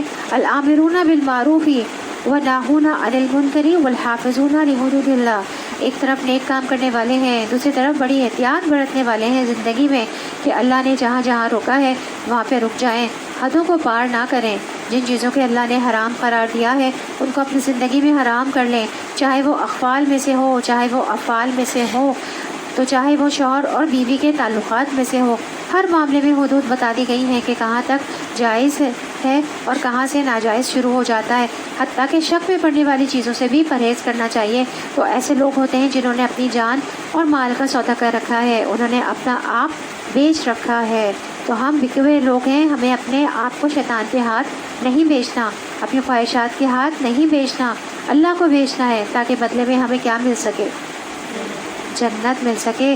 پیدا بھی ہمیں اللہ ہی نے کیا ہے، تو جو کچھ مال جان ہے وہ بھی اللہ ہی کی طرف سے ہے، علم ہے، نیکی کوئی توفیق اور قدرت بھی اللہ ہی کی طرف سے دی ہوئی ہے، تو کوئی بڑی بات تھوڑی ہے، جس نے سب کچھ دیا ہے واپس اسی کو سب کچھ دے کر انعام لے رہے ہیں، تو کتنا بڑا فضل ہے اور کتنی بڑی رحمت ہے اس کی۔ نبی صلی اللہ علیہ وسلم کو اور ان لوگوں کو جو ایمان لائے ہیں زیبا نہیں ہے کہ مشرکوں کے لیے مغفرت کی دعا کریں، چاہے وہ ان کے رشتہ دار ہی کیوں نہ ہو، تو مشرکوں کے لیے مغفرت کی دعا نہیں ہے، جو لوگ شرک کرتے ہیں ان کے لیے مغفرت کی دعا نہیں ہے، جبکہ ان پر یہ بات کھلی ہو چکی ہے کہ وہ جہنم کے مستحق ہیں۔ ابراہیم علیہ السلام نے اپنے باپ کے لیے جو دعائیں مغفرت کی تھی وہ تو اس وعدے کی وجہ سے تھی کہ جو اس نے اپنے باپ سے کیا تھا، مگر جب اس پر یہ بات کھل گئی کہ اس کا باپ خدا کا دشمن ہے تو وہ اس سے بیزار ہو گیا۔ حق یہ کہ ابراہیم علیہ السلام بڑے رقیق القلب اور خدا ترس اور بردبار آدمی تھے۔ اللہ کا یہ طریقہ نہیں ہے کہ لوگوں کو ہدایت دینے کے بعد پھر گمراہی میں مبتلا کرے جب تک کہ انہیں صاف صاف بتا نہ دے کہ انہیں کن چیزوں سے بچنا چاہیے۔ در حقیقت اللہ ہر چیز کا علم رکھتا ہے، اور یہ بھی واقعہ ہے اللہ ہی کے قبضے میں زمین اور آسمان کی سلطنت ہے، اسی کے اختیار میں زندگی اور موت ہے، اور تمہارا کوئی حامی و مددگار ایسا نہیں ہے جو تمہیں اس سے بچا سکے۔ اللہ نے معاف کر دیا نبی صلی اللہ علیہ وسلم کو اور ان مہاجرین اور انصار کو جنہوں نے بڑی تنگی کے وقت میں نبی صلی اللہ علیہ وسلم کا ساتھ دیا، اگرچہ ان میں سے کچھ لوگوں کے دل کجی کی طرف مائل ہو چلے تھے، مگر جب انہوں نے اس کجی کا اتباع نہ کیا بلکہ نبی کریم صلی اللہ علیہ وسلم کا ساتھ دیا تو اللہ نے انہیں معاف کر دیا، بے شک اس کا معاملہ ان لوگوں کے ساتھ شفقت اور مہربانی کا ہے۔ تو یاد رکھیے، عام حالات میں، امن میں، سکون میں، وسائل کے ہوتے ہوئے کسی خیر کے کام میں کسی کا ساتھ دینا تو بہت آسان ہے، لیکن جب ہر طرف سے تنگی ہو، آزمائش ہو، جیسے غزوہ تبوک کے موقع پر تھی، اس کی طرف اشارہ ہے کہ اس وقت نیکی کے کام میں کسی کا ساتھ دینا، جب آپ خود بھی ہینڈ ٹو ماؤتھ ہیں، آپ کے پاس بہت زیادہ کمی ہے، بہت لمیٹڈ ریسورس ہے، تو ایک ہوتا ہے آپ کے پاس فارغ وقت ہے، اس میں آپ کسی کی خدمت میں چل پڑیں، کسی کی خدمت میں، اور ایک ہوتا ہے کہ آپ کے اپنے بھی 10 کام ہیں تو اس میں آپ ان کو سیٹل کر کے، ان کو تھوڑا مینیج کر کے یا ان کو چھوڑ کے ڈیلے کر کے آپ اللہ کی خاطر نکلتے ہیں اور دوسرے کی مدد کرتے ہیں، تو وہ چیز جو ہے وہ اللہ تعالیٰ کے ہاں بہت زیادہ کاؤنٹیبل ہوتی ہے۔ ایک یہ ہے کہ آپ کے پاس مال بہت ہے اور اس میں تھوڑا سا دے دیں، اور ایک یہ ہے کہ آپ کے پاس زیادہ نہ ہو تو بھی اس میں سے نکال کر دوسرے کو دے دیں، تو یہ اعلیٰ ترین درجہ ہوتا ہے، یہ اللہ کے ہاں بکنا ہوتا ہے۔ مشکل وقت میں ہمت جو ہے وہ ٹوٹنے لگتی ہے، ہمیں ہمارے اپنے حقوق اور اپنی چیزیں جو ہے نا وہ نظر آ رہی ہوتی ہیں کہ ہمارا کم پڑ جائے گا، لیکن کیا ہے کہ وہی ٹائم ہوتا ہے اصل میں کہ تھوڑا سا اپنے اس میں کمی کر کے جو ہے وہ اللہ کی راہ میں ہم دے دیا جائے. تو ہمیں اس سلسلے میں ایک دوسرے کی ہمت بھی بڑھانی چاہیے. یہ اللہ کی رحمت ہوتی ہے کہ ہماری ریلیکٹنس کے باوجود اللہ ہمیں نیکی کی توفیق دے کر ہم سے نیکی کروا لیتا ہے. انسان اللہ کا کتنا شکر ادا کرے کہ وہ کچھ کروا لیتا ہے اور کچھ کرنے کی توفیق دیتا ہے. تو جتنی مشقت ہوتی ہے اتنا ہی بڑا اجر ہوتا ہے. کچھ کاموں پر نفس مائل نہیں ہوتے. طویل روزے اور راتوں میں لمبا قیام تو یہ بھی اللہ کی توفیق سے ہوتا ہے. تو توفیق مانگتے رہنا چاہیے ہمیں اللہ تعالیٰ سے, آسانی مانگتے رہنا چاہیے. جب اللہ تعالیٰ کسی چیز کو آسان کر دیتے ہیں نا تو ہم حیران بھی ہو جاتے ہیں کہ یہ اللہ نے مجھ سے کروا لیا, میں تو اس قابل ہی نہیں تھا. اور پھر کچھ کام ہمارے پسندیدہ مرضی اور شوق کے ہوتے ہیں اور ان کو کر کے ہمیں مزہ آتا ہے. کبھی کبھی کچھ کام نیکی کے ایسے بھی کرنے پڑ جاتے ہیں جو نفس پر ہمارے بڑے گرا گزر رہے ہوتے ہیں, لیکن ان کو بھی کر لینا چاہیے, کیونکہ جو کام نفس کے خلاف کیا جاتا ہے اس میں اتنی ہی زیادہ برکت ہو جاتی ہے اور وہ تھوڑا سا بھی بہت زیادہ ہو جاتا ہے. تو پھر بعض اوقات سرکمسٹینسز ہمارے حق میں نہیں ہوتے, گھر کا ماحول, لوگ ہمارے ساتھ نہیں ہوتے, ہماری سواری نہیں ہوتی, بہت سی مشکلات ہوتی ہیں. لیکن اس کے باوجود جب انسان ڈٹرمنڈ ہوتا ہے کہ یہ کرنا ہے تو پھر اللہ تعالیٰ سے دعائیں مانگتا ہے اور وسعت اور سہولت مانگتا ہے کہ تو پھر اللہ تعالیٰ دیتے ہیں اس کو.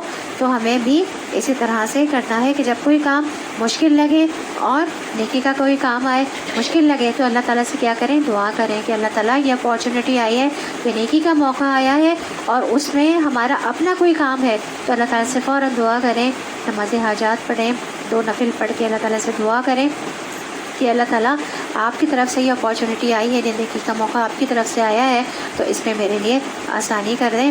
اور توفیق مانگیے اللہ تعالیٰ سے. اللہ تعالیٰ صرف آپ کی نیت, آپ کا ارادہ, آپ کے دل کی حالت چاہیے کہ یہ اندر سے کیا چاہتا ہے. مشکل کیا ہے, مشکل باہر نہیں ہے, ہمارے اندر اصل میں مشکل ہے. ہم ہمت توڑ کر بیٹھ جاتے ہیں جب کسی نیکی کے لیے ہمارے لیے کوئی برننگ ڈیزائر ہوتی ہے نا, جیسے کہ مجھے یہ یاد آتی ہیں, ان کی برننگ ڈیزائر مجھے یاد آتی ہے. یہ بہت بولتی تھی ہمیشہ, جیسے رمضان کے آنے کا ہوتا تھا اس سے 2-3 مہینے پہلے نکاح جو ہے یہ بہت دورہ قرآن اور یہ فہم القرآن کے بارے میں بات کرتی تھی. جب برننگ ڈیزائر ہوتی ہے تو وہ چیز کیا ہوتی ہے, ہو جاتی ہے. تو نیت کرنے کی بات ہوتی ہے, شوق کی بات ہوتی ہے. تو انہی کے گھر میں ہی جو ہے وہ اللہ تعالیٰ نے ان کو یہ توفیق دے دی. تو دیکھیں یہ اتنی بڑی مثال سامنے بیٹھی ہوئی ہے تو ساری زنجیریں کٹ جاتی ہیں اور انسان اپنی آخری منزل تک پہنچ جاتا ہے. تو اللہ تعالیٰ انسان کو مسلسل ایسی آزمائشوں کے ساتھ آزماتا ہے جس کو وہ ناپسند کرتا ہے اور پھر اللہ تعالیٰ اس بندے کو اس مرتبے تک پہنچا دیتے ہیں. بعض اوقات ایک بندے کے لیے اللہ تعالیٰ نے اعلیٰ مرتبہ رکھا ہوتا ہے لیکن وہ اعمال میں سست ہوتا ہے تو اللہ تعالیٰ اس کو کسی امتحان میں ڈال دیتے ہیں اور اس کو آزمائش میں ڈال کر اس کو اس درجے تک پہنچا دیتے ہیں. یہ بھی اللہ تعالیٰ کا فضل ہوتا ہے. لیکن ہم پر کوئی مشکل آتی ہے تو ہم کیا کہتے ہیں, شاید اللہ تعالیٰ ہم سے ناراض ہے. تو یہ شیطان کا کیا ہوتا ہے, وسوسہ ہوتا ہے. تو ہم نے تو اب یہ سیکھ لیا نا پہلے کہ جب غم آ رہے ہیں تو کیا ہے, اللہ تعالیٰ کی طرف سے بلیسنگ ہے غم, تو کہ اللہ تعالیٰ سے وہ کیا کرتے ہیں, ہمیں قریب کر دیتے ہیں. اور مومن کو جب بھی کوئی تکلیف ہوتی ہے تو اس کا کیا ہوتا ہے, درجات بلند ہوتے ہیں. مومن کو ایک کانٹا بھی چھپتا ہے تو اس کا ایک درجہ بڑھا دیا جاتا ہے. تو آزمائشیں جو ہے وہ مومنوں کے لیے کیا ہیں, اجر کا باعث ہے, دنیا میں بھی ہیں اور آخرت میں تو بہت زیادہ ہیں. ایک جگہ میں کہیں پڑھ رہی تھی, اس میں مفہوم بتاتی ہوں میں, اس میں یہ تھا کہ آخرت میں جو لوگ عافیت میں رہے نا, جو مطلب جن کے پاس زیادہ, ہمیں عافیت کی بھی دعا مانگنی چاہیے, لیکن جو لوگ عافیت میں رہے اور جن کے پاس زیادہ آزمائشیں نہیں رہی آئیں اور جو بچے رہے, تو وہ لوگ جب اجر دیکھیں گے نا کہ جن کے پاس بہت زیادہ آزمائشیں آئیں, جب وہ اجر دیکھیں گے نا آزمائش والوں کے, تو وہ دعا کریں گے کہ کاش کہ دنیا میں ہمارے جسم قینچیوں سے کترے جاتے, ہمارے جسم قینچیوں سے کترے جاتے, اتنی تکلیفیں آتی. مطلب اتنا اجر ہوگا آزمائش والوں کا, جو عافیت والے یہ دعا کریں گے کہ کاش کہ ہمارے جسم دنیا میں قینچیوں سے کترے جاتے تو ہمیں بھی ان آزمائشوں والوں کے جتنا اجر مل رہا ہوتا. تو اس لیے ہر حال میں ہمیں حامدون, اور قیامت کے دن بلند مرتبہ والے ہوں گے حامدون, جو ہر حال میں اللہ کی تعریف کرتے ہیں اور اللہ تعالیٰ سے مدد مانگتے رہتے ہیں.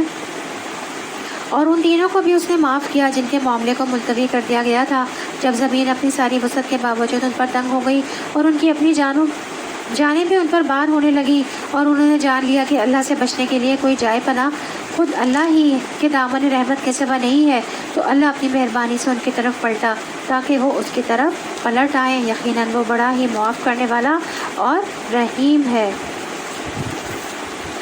تو منافقین نے آ کر جھوٹی قسمیں کھائی تھیں۔ کچھ اور لوگوں کا معاملہ بھی نپٹ گیا۔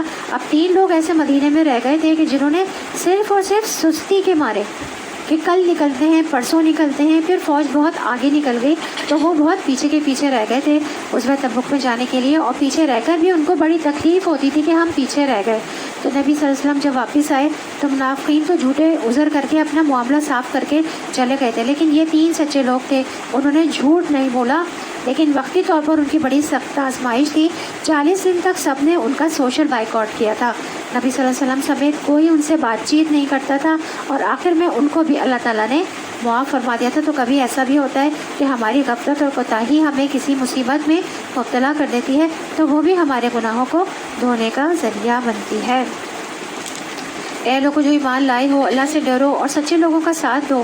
مدینے کے باشندوں اور گرد و نواح کے بدیوں کو یہ ہرگز یہ بنا تھا کہ اللہ کے رسول کو چھوڑ کر گھر بیٹھے رہتے اور اس کی طرف سے بے پرواہ ہو کر اپنے اپنے نفس کی فکر میں لگ جاتے، اس لیے کہ ایسا کبھی نہ ہوگا کہ اللہ کی راہ میں بھوک پیاس اور جسمانی مشقت کی کوئی تکلیف وہ جھیلیں، اور منکرین حق کو جو راہ ناگوار ہے اس پر کوئی قدم وہ اٹھائیں، اور کسی دشمن سے عداوت حق کا کوئی انتقام وہ لیں، اور اس کے بدلے ان کے حق میں ایک عمل صالح نہ لکھا جائے۔ یقیناً اللہ کے ہاں محسنوں کا حق الخدمت مارا نہیں جاتا۔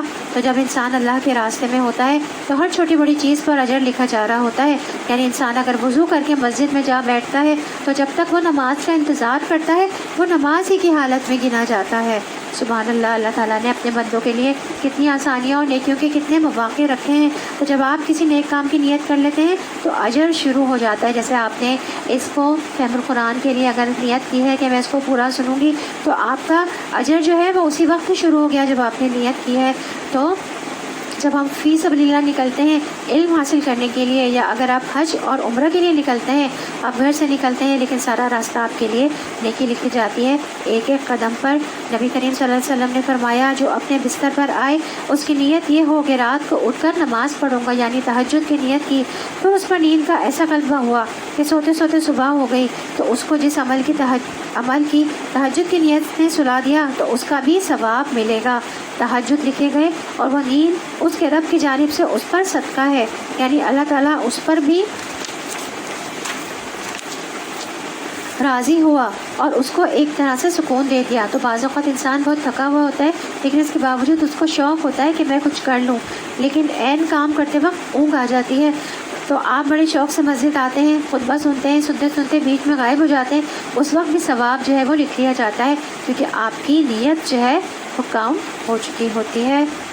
تو اس طرح یہ بھی کبھی نہ ہوگا کہ وہ راہ خدا میں تھوڑا یا بہت کوئی خرچ اٹھائیں اور سعی و جہاد میں کوئی وادی وہ پار کریں اور ان کے حق میں اسے لکھنا نہ لیا جائے، تاکہ اللہ ان کے اس اچھے کارنامے کا صلہ انہیں عطا کرے۔ اور یہ کچھ ضروری نہ تھا کہ اہل ایمان سارے کے سارے ہی نکل کھڑے ہوتے، مگر ایسا کیوں نہ ہوا کہ ان کی آبادی کا ہر حصے میں سے کچھ لوگ نکل کر آتے اور دین کی سمجھ پیدا کرتے اور واپس جا کر اپنے علاقے کے باشندوں کو خبردار کرتے تاکہ وہ غیر مسلمانہ روش سے پرہیز کریں۔ تو غزوہ تبوک میں تو سب کو نکلنے کا حکم تھا، فرض کے درجے پر تھا، بہت مشکل وقت تھا، لیکن یہ حکم ہمیشہ کے لیے باقی نہیں رہا کہ میدان جنگ میں سب کو نہیں نکلنا، پھر کچھ اور کیا کرنا، جہاد فی سبیل اللہ، قتال ہی نہیں تو کچھ اور کیا ہے، علم کا راستہ فی سبیل اللہ ہے۔ پھر ایسا کیوں نہ ہوا کہ ہر فرقے میں سے، یعنی ہر خاندان، ہر برادری، ہر علاقے، شہر، گاؤں، قصبے میں سے کچھ لوگ دین میں سمجھ پیدا کرنے کے لیے نکلتے۔ یعنی ایک ہے فزیکلی اسلام کی سرحدوں کا دفاع کرنا، میدان جنگ میں لڑنا جا کے، اور ایک ہوتا ہے انٹلیکچولی، علم کے ذریعے سے اسلام کی سرحدوں کا دفاع، اور وہ ہوتا ہے علم حاصل کر کے۔ اور چاہیے یہ کہ کچھ لوگ دین کی سمجھ حاصل کرنے کے لیے نکلیں تاکہ جب وہ واپس جائیں تو اپنے لوگوں کو برے انجام سے ڈرائیں۔ یعنی ہر علاقے سے کچھ نہ کچھ لوگ مخصوص ہونے چاہیے جو علم میں ایکسپرٹیز حاصل کریں اور پھر باقی ساری کمیونٹی کو جا کر سکھائیں۔ تو نبی کریم صلی اللہ علیہ وسلم کے سامنے 2 آدمیوں کا تذکرہ کیا گیا، ان میں سے ایک عابد تھا اور دوسرا عالم۔ تو آپ صلی اللہ علیہ وسلم نے فرمایا عالم کی عابد پر اس طرح فضیلت ہے جس طرح میری تمہارے ادنا ترین آدمی پر ہے، یعنی کہ جس طرح نبی کریم صلی اللہ علیہ وسلم نبی تھے نا، ان کی فضیلت ایک ادنا آدمی پر کتنی ہے؟ بہت زیادہ ہے نا. اسی طرح ایک عالم جو علم حاصل کرتا ہے، ایک عبادت گزار کے اوپر اس کی ویسی فضیلت ہے. نبی کریم صلی اللہ علیہ وسلم نے اپنی مثال دی. تو کیا ہے کہ علم حاصل کرنا ہمارے دین میں عالم کی عابد پر بہت زیادہ فضیلت ہے. ابو عمار حسن بن حریث کہتے ہیں میں نے فضیل بن ایاس کو کہتے ہوئے سنا، ایسا عالم جو عمل کرنے والا ہے، علم سکھاتا ہے، آسمان کی بادشاہت میں بڑا آدمی پکارا جاتا ہے اسے. جیسے دنیا میں بڑے بڑے آدمی ہوتے ہیں نا، تو ویسے ہی وہ علم سکھانے والا جو عمل بھی کرے وہ آسمانوں میں بڑا شمار ہوتا ہے. تو ہم خود سوچیں کہ ایک وہ تعریف ہے اور وہ اسٹیٹس ہے جو ہمیں دنیا میں انسان کو ملتا ہے، اور ایک وہ اسٹیٹس ہے جو ہمارا آخرت میں ہے اور آسمانوں پہ شمار کیا جاتا ہے، لیکن وہ عمل کے ساتھ ملتا ہے. اور آسمانوں پر ملے زمین کے مقابلے میں آسمان تو پھر آسمان ہی ہے، اور آسمان پر جو مخلوق ہیں وہ زمین والوں سے افضل ہیں. تو انسان کو ہمیشہ بڑے درجوں کی تمنا رکھنی چاہیے، علم کے لیے ضرور وقت نکالنا چاہیے اور اس میں ہر روز اضافہ ہونا چاہیے. نبی کریم صلی اللہ علیہ وسلم کو جس چیز کی دعا سکھائی گئی تھی وہ مال و دولت کے حصول کی نہیں تھی. کیا سکھایا گیا تھا؟ رب زدنی علما، یا اللہ میرے علم میں اضافہ فرما. اور پھر علم کے ساتھ ساتھ عمل میں بھی آگے بڑھے انسان، تب علم کا فائدہ ہوتا ہے. یاد رکھیے علم سکھانے والے کے لیے ساری مخلوقات دعائیں کرتی ہیں. نبی صلی اللہ علیہ وسلم نے فرمایا یقیناً اللہ، فرشتے اور تمام اہل زمین و آسمان، یہاں تک کہ چونٹی اپنے سوراخ میں، مچھلیاں بھی اس شخص کے لیے دعائیں خیر کرتی ہیں. اللہ کی رحمت نازل ہوتی ہے جو لوگوں کو بھلائی کی باتیں سکھاتا ہے. اس لیے ہر شخص کا یہ فرض ہے کہ جو خیر کی بات بھی اس کو پتہ ہو وہ آگے ضرور شیئر کیا کریں. آپ لوگ بھی گھروں میں جا کے ضرور شیئر کیا کریں. جیسے ہمیں دنیا بھر کی خبریں پتہ ہوتی ہیں، خاندان بھر کی خبریں ہمیں پتہ ہوتی ہیں، تو اس سے بہتر ہے کہ علم حاصل کر کے اپنے گھر والوں اور دوسروں کے ساتھ شیئر کیا جائے. بلغوا انی ولو آیۃ، مجھ سے آگے پہنچاؤ خواہ ایک آیت ہی کیوں نہ ہو. نبی کریم صلی اللہ علیہ وسلم نے فرمایا ضروری نہیں کہ 2 گھنٹے کا لیکچر ہو، ایک بات بھی اچھی ہے جو آپ کسی سے شیئر کر لیں، وہ آپ کے لیے خیر و بھلائی کا باعث بنے گی انشاءاللہ. نبی کریم صلی اللہ علیہ وسلم نے فرمایا وہ شخص جو علم حاصل کرے پھر اسے بیان نہ کرے، یعنی کسی کو نہیں بتائے، اس کی مثال اس شخص کسی ہے جو خزانہ جمع کرتا رہے اور اس میں سے کچھ خرچ نہ کرے، یعنی وہ بہت بخیل ہے. اب اگر یہ لوگ تم سے منہ پھیرتے ہیں تو اے نبی صلی اللہ علیہ وسلم ان سے کہہ دو کہ میرے لیے اللہ بس کرتا ہے، کوئی معبود نہیں مگر وہ، اسی پر میں نے بھروسہ کیا اور وہ مالک ہے عرش عظیم کا.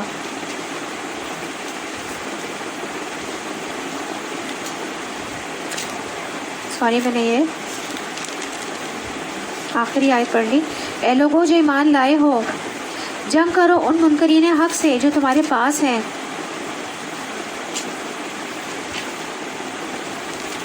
اے لوگوں جو ایمان لائے ہو، جنگ کرو ان منکرین حق سے جو تمہارے پاس ہیں، اور چاہیے کہ وہ تمہارے اندر سختی پائیں، اور جان لو کہ اللہ متقیوں کے ساتھ ہے.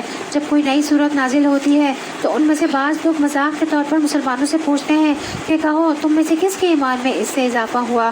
جو لوگ ایمان لائے ہیں ان کے ایمان میں تو فی الواقع ہر نازل ہونے والی صورت نے اضافہ ہی کیا ہے اور وہ اس سے دلشاد ہیں. تو یاد رکھیے قرآن پڑھ کر مومن کا ایمان بڑھتا ہے، منافق کا نفاق بڑھتا ہے. پھر ہمیں سوچنا چاہیے کہ ہم کس صف میں شامل ہیں.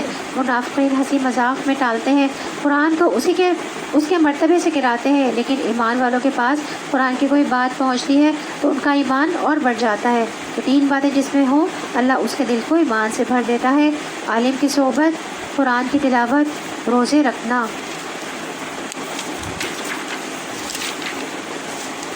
البتہ جن لوگوں کے دلوں کو نفاق کا لوگ رکھا ہوا تھا ان کی سابق نجاست پر ہر نئی صورت نے ایک اور نجاست کا اضافہ کر دیا اور وہ مرتے دم تک کفر ہی میں مبتلا رہے.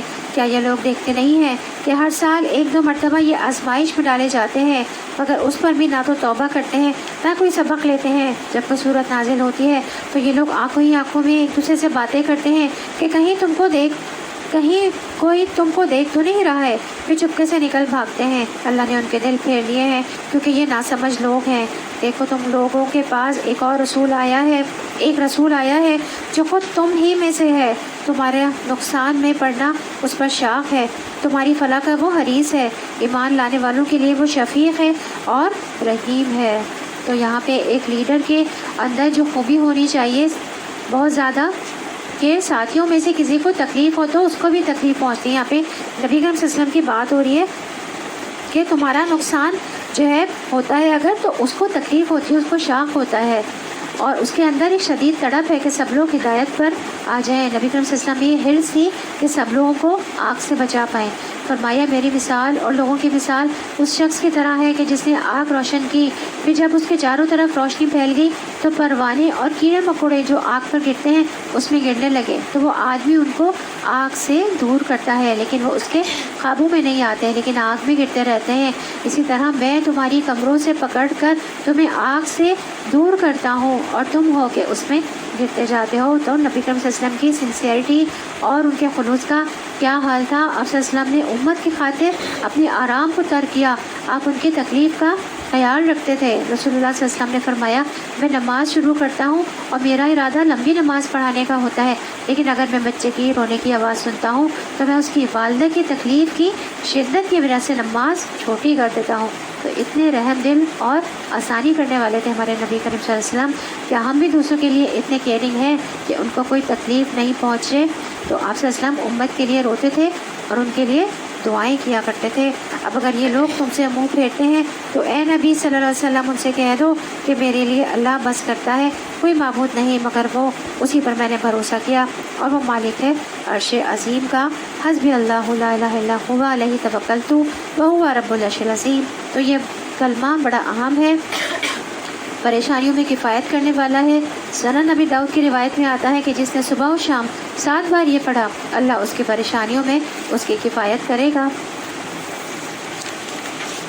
اور اگر آپ کا کوئی الزام لگائے یا تکلیف دے جس کا آپ کے پاس جواب نہ ہو تو بھی آپ حسبی اللہ و نعم الوکیل پڑھا کریں. تو یہاں پر ہماری سورۃ التوبہ جو ہے وہ مکمل ہوئی. اب شروع ہوتی ہے سورہ یونس.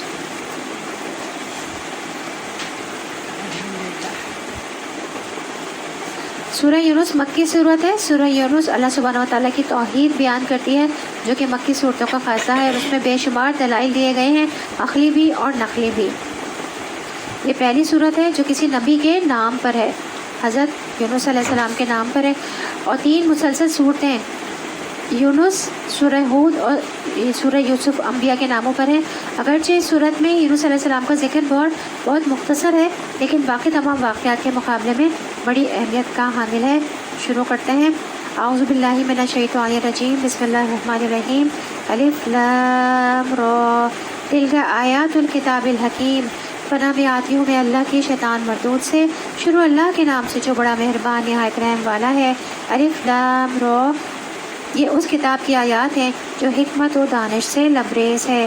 کیا لوگوں کے لیے یہ ایک عجیب بات ہو گئی کہ ہم نے خود انہی میں سے ایک آدمی پر وحی بھیجی کہ غفلت میں پڑے ہوئے لوگوں کو چونکا دے اور جو مان لے ان کو خوشخبری دے دے کہ ان کے لیے ان کے رب کے پاس سچی عزت تو سرفرازی ہے. اس پر منکرین نے کہا یہ شخص تو کھلا جادوگر ہے. حقیقت یہ ہے کہ تمہارا رب وہی خدا ہے جس نے آسمانوں اور زمین کو 6 دنوں میں پیدا کیا, پھر تخت سلطنت پر جلوہ گر ہو کر کائنات کا انتظام چلا رہا ہے. کوئی سفارش کرنے والا نہیں ہے الا یہ کہ اس کی اجازت کے بعد شفاعت کرے. یہی اللہ تمہارا رب ہے, لہٰذا تم اسی کی عبادت کرو. پھر کیا تم ہوش میں نہ آؤ گے؟ اسی کی طرف تم سب کو پلٹ کر جانا ہے. یہ اللہ کا پکا وعدہ ہے. بے شک پیدائش کی ابتدا وہی کرتا ہے, پھر وہی دوبارہ پیدا کرے گا تاکہ جو لوگ ایمان لائے اور جنہوں نے نیک عمل کیے ان کو انصاف کے ساتھ جزا دے, اور جنہوں نے کفر کا طریقہ اختیار کیا وہ کھولتا ہوا پانی پئیں اور دردناک سزا بھگتیں اس انکار حق کی پاداش میں جو وہ کرتے رہے. تو اپنے رب کی پہچان کروائی جا رہی ہے کہ کس کو ماننا ہے اور کس کو پوچھنا ہے. سارے اختیارات کا مالک اللہ تعالیٰ ہے.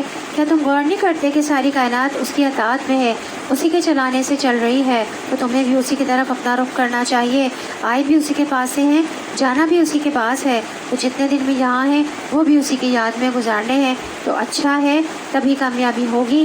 اللہ نے آخرت کے دن کیوں رکھا ہے؟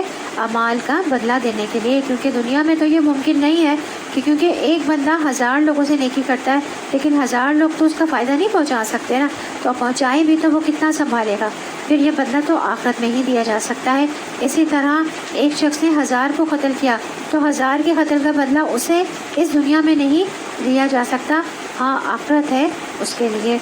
تو وہی ہے جس نے سورج کو اجالا بنایا اور چاند کو چمک دی اور چاند کے گھٹنے بڑھنے کی منزلیں ٹھیک ٹھیک مقرر کر دیں تاکہ تم اس سے برسوں اور تاریخوں کے حساب معلوم کرو۔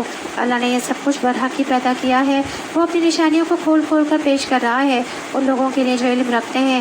یقیناً رات اور دن کے الٹ پھیر میں اور ہر چیز میں جو اللہ نے آسمان اور زمین میں پیدا کی ہے نشانیاں ہیں ان لوگوں کے لیے جو غلط بینی اور غلط روی سے بچنا چاہتے ہیں۔ حقیقت یہ ہے کہ جو لوگ ہم سے ملنے کی توقع نہیں رکھتے اور دنیا کی زندگی ہی پر راضی اور مطمئن ہو گئے ہیں اور جو لوگ ہماری نشانیوں سے غافل ہیں ان کا آخری ٹھکانہ جہنم ہے۔ کتنی بڑی بات ہے نا یہ کہ جو دنیا ہی کی زندگی پر راضی اور مطمئن ہو گئے۔ تو ہم اپنا جائزہ لیں، کیا ہم دنیا کی زندگی پہ راضی اور مطمئن ہیں کیا؟ جب ہم دنیا کی زندگی پہ راضی اور مطمئن ہو جائیں گے نا تو پھر آخرت کے بارے میں تو ہم سوچیں گے بھی نہیں، اور ان برائیوں کی پاداش میں جن کا اکتساب وہ اپنے اس غلط عقیدے اور غلط طرز عمل کی وجہ سے کرتے رہے۔ تو یعنی آخرت کا یقین نہیں، جن کو دنیا ہی میں دل لگا لیا اسی کی رونقوں میں گم ہو کر رہ گئے۔ حسن کہتے ہیں اللہ کی قسم جب تک کافر اس دنیا پر راضی نہیں ہوئے تھے انہوں نے دنیا کو نہ ہی مزین کیا نہ ہی اس کا مرتبہ بلند کیا، لیکن جب دنیا پر راضی ہو گئے تو وہ اس کو خوبصورت بنانے میں لگ گئے اور اس کے معیار کو بلند کرنے میں لگے۔ آج ہم اپنا جائزہ لیں کہ ہم بھی تو اپنی دنیاوی زندگی کا معیار بلند کرنے میں اور اس کو خوبصورت بنانے میں نہیں لگے رہتے ہیں ہر وقت۔ وہ اللہ کی کونی آیات سے بے خبر اور غافل ہیں، ان میں غور و فکر ہی نہیں کرتے، اور اللہ کی شرعی آیات کا بھی انہیں علم نہیں ہے کہ جن پر وہ عمل پیرا ہوں۔ تو ایسے لوگوں کے لیے قیامت کے دن کیا ہے؟ پھر آگ ہی ان کا ٹھکانہ ہے۔ تو اپنی آخرت کو بھول کر صرف دنیا کے پیچھے لگ جانا ناکامی کی علامت ہے۔ رسول اللہ صلی اللہ علیہ وسلم نے فرمایا جس شخص کا مقصد اور حرص دنیا ہو اور وہی اس کا ہدف اور منزل بن جائے اور وہ اسی کی نیت رکھتا ہو، ہر چیز میں صرف دنیا تلاش کر رہا ہو، اللہ اس کی آنکھوں کے سامنے اس کا فکر و فاقہ کر دیتے ہیں اور اس پر اس کے معاملات بکھیر دیتے ہیں اور اس کو اتنا ہی ملتا ہے جو اس کے لیے لکھ دیا گیا ہے۔ اور جس شخص کا مقصد اور حرص آخرت ہو اور وہی اس کا ہدف بن جائے اور وہ اسی کی نیت کرتا ہو تو اللہ اس کے دل میں رنا ڈال دیتا ہے اور اس کو راضی کر دیتا ہے، اس کے معاملات کو یکجا کر دیتا ہے اور دنیا اس کے پاس ذلیل ہو کر آتی ہے۔ اور یہ بھی حقیقت ہے کہ جو لوگ ایمان لائے یعنی جنہوں نے ان صداقتوں کو قبول کر لیا جو اس کتاب میں پیش کی گئی ہیں اور نیک اعمال کرتے رہے، انہیں ان کا رب ان کے ایمان کی وجہ سے سیدھی راہ چلائے گا، نعمت بھری جنتوں میں ان کے نیچے نہریں بہتی ہوں گی۔ تو ایمان کی بدولت دنیا میں بھی استقامت ملتی ہے اور آخرت میں جنت کی طرف رہنمائی ملتی ہے۔ تو ایمان ذریعہ بنتا ہے ہدایت کا، تو اسی ہدایت میں اضافے کے لیے ایمان بڑھانے کی ہمیں فکر کرنی چاہیے، تبھی علم بھی فائدہ دیتا ہے، ورنہ انسان انفارمیشن حاصل کرتا جائے اور ایمان ہمارا نہ بڑھے تو پھر عمل میں بھی نہیں آئے گا۔ تو علم کے بعد ایمان ہے اور ایمان کے بعد پھر تقویٰ ہے اور پھر عمل میں آتا ہے۔ جب عمل نہیں ہے تو آخرت کا بھی کچھ فائدہ نہیں ہے، کیونکہ ہمارے ساتھ کیا جائے گا؟ صرف اور صرف عمل صالح جائیں گے۔ نیک اعمال کی بدولت بھی جنت کی طرف رہنمائی ملتی ہے۔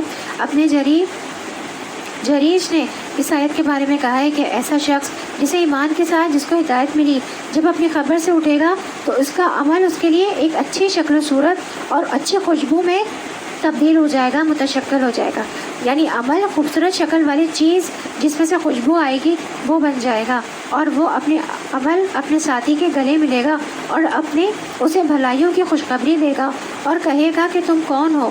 وہ کہے گا کہ میں تمہارا عمل ہوں، یعنی عمل استقبال کرے گا جب قبروں سے اٹھیں گے اور اس کے آگے آگے روشنی کرے گا یہاں تک کہ اسے جنت میں داخل کر دے گا۔ جیسے کہ ہم نے کل بھی پڑھا تھا کہ پل صراط کے اوپر روشنی چاہیے، آخر تک حشر کے میدان میں ہر ایک کے پاس وہی روشنی ہے جو اس کے اپنے عمل کی ہے۔ کل ہم نے وہ 5 اعمال بھی پڑھے تھے نا، کون کون سے ہیں جو کہ ہمارے نور پیدا کرنے کے باعث بنیں گے۔ تو جتنا چاہے کوئی اس روشنی کو اپنے عمل کے ذریعے بڑھا لے۔ اور کافر کے لیے اس کا عمل بری شکل میں، بری صورت میں اور بدبودار صورت میں متشکل ہوگا۔ وہ اپنے مالک سے چمٹ جائے گا، چمٹا رہے گا یہاں تک کہ اسے جہنم میں گرا دے۔ تو قبر میں جاتے ہی انسان کے نیک اعمال اس کے ساتھ ہوتے ہیں۔ رسول اللہ صلی اللہ علیہ وسلم نے فرمایا، مومن کی مثال اور موت کی مثال اس شخص کی طرح ہے جس کے 3 دوست ہوں اور ان میں سے ایک مال ہو، وہ کہے کہ اپنی چاہت کے مطابق لے لو، دوسرا کہے کہ میں تیرے ساتھ ہوں، جب تو مر جائے گا تو الگ ہو جاؤں گا، تیسرا کہے کہ میں تیرے ساتھ ہوں، ساتھ ہی جاؤں گا، ساتھ ہی نکلوں گا۔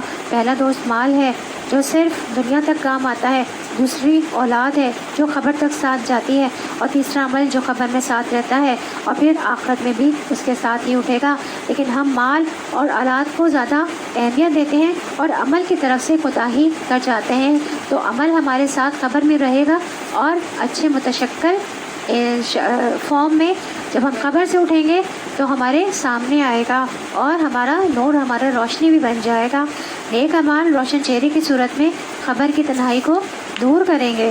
روایت میں آتا ہے اس کے پاس ایک ایسا آدمی آتا ہے نیک اعمال کی شکل میں جس کا چہرہ انتہائی خوبصورت، کپڑے انتہائی خوبصورت اور اس سے بڑی اچھی خوشبو آتی ہے، اور وہ کہتا ہے کہ تو خوشخبری پا اس چیز کی جو تجھے خوش کر دے، یعنی اللہ کی رضا کی، اللہ کی جنت کی۔ یہ تیرا وہ دن ہے جس کا تجھ سے وعدہ کیا جاتا تھا۔ تو وہ فوت شدہ آدمی اس سے کہتا ہے، اللہ تجھے بھی خیر کی بشارت دے، تو کون ہے؟ وہ اسے نہیں پہچانتا ہے۔ تو چہرہ مبارک کیا، تیرا چہرہ کیا ہی مبارک ہے جو خیر لایا ہے۔ وہ کہتا ہے میں تیرا نیک عمل ہوں، اللہ کی قسم جو کچھ میں جانتا ہوں وہ یہ کہ اللہ کی اطاعت میں بڑی جلدی کرتا تھا تو، اور اللہ کی نافرمانی میں سست تھا۔ تو یاد رکھیے نیک عمل آج ہمیں بھاری لگتے ہیں، قرآن کے مجلس میں حاضر ہونا، سیکھنا، لکھے گئے کام میں، اور ہم نے کتنے سارے کام سنے تھے نا، کتنے سارے ہم نے کام پڑھے، اللہ کا ذکر کرنا صبح شام، قرآن پاک کی تلاوت کے اوقات بھی بتا دیے، تہجد میں پڑھنا اور بہت ساری چیزیں۔ تو پھر اس میں سے جو عمل کے نقطے ہیں ان پر عمل کرنا یہ نفس پر بھاری ہوتا ہے، مصروفیات میں گم ہو جاتے ہیں، یاد نہیں رہتا، لیکن یہی تو کام آنے والا ہے اور اسی کی فکر کرنے کی ضرورت ہے۔ دنیا تو ہم نے پڑھا نا کل بھی کہ ایک ٹائم اسپیس ایک محدود وقت کے لیے ہے دنیا، اور جو آخرت کا ٹائم ہے وہ اس طرح سے ہے کہ آپ ایک سمندر ہے اور اس میں ایک سوئی آپ ڈالیں تو اس سوئی کے اوپر جتنا پانی لگے گا اتنی زندگی دنیا کی زندگی ہے، اور جو پورا سمندر کا پانی ہے وہ آخرت کی زندگی ہے۔ تو آخرت کی زندگی لامحدود ہے، بہت زیادہ ہے، ہمیشہ کے لیے ہے وہ۔ تو دنیا میں مشغول نماز میں بس جلدی سے 4 سجدے نہیں کر کے آنے ہیں، بوجھ پھینک کر نہیں آنا ہے، بلکہ ہمیں اس عمل کو اپنے ساتھ لے کر جانا ہے، اور دنیا کے کام تو یہیں کے یہیں دھرے رہ جائیں گے، لیکن جو نماز پڑھنے کا عمل ہے اور جو نیک عمل ہے، ہم کتنی جلدی نماز میں بھی ہمارے ذہن میں یہی آ رہا ہوتا ہے کہ نماز پڑھ کے دوسرے کام اس کے بعد یہ والا کام کرنا ہے۔ تو اللہ تعالیٰ ہماری نمازوں کو بہتر کرے انشاءاللہ۔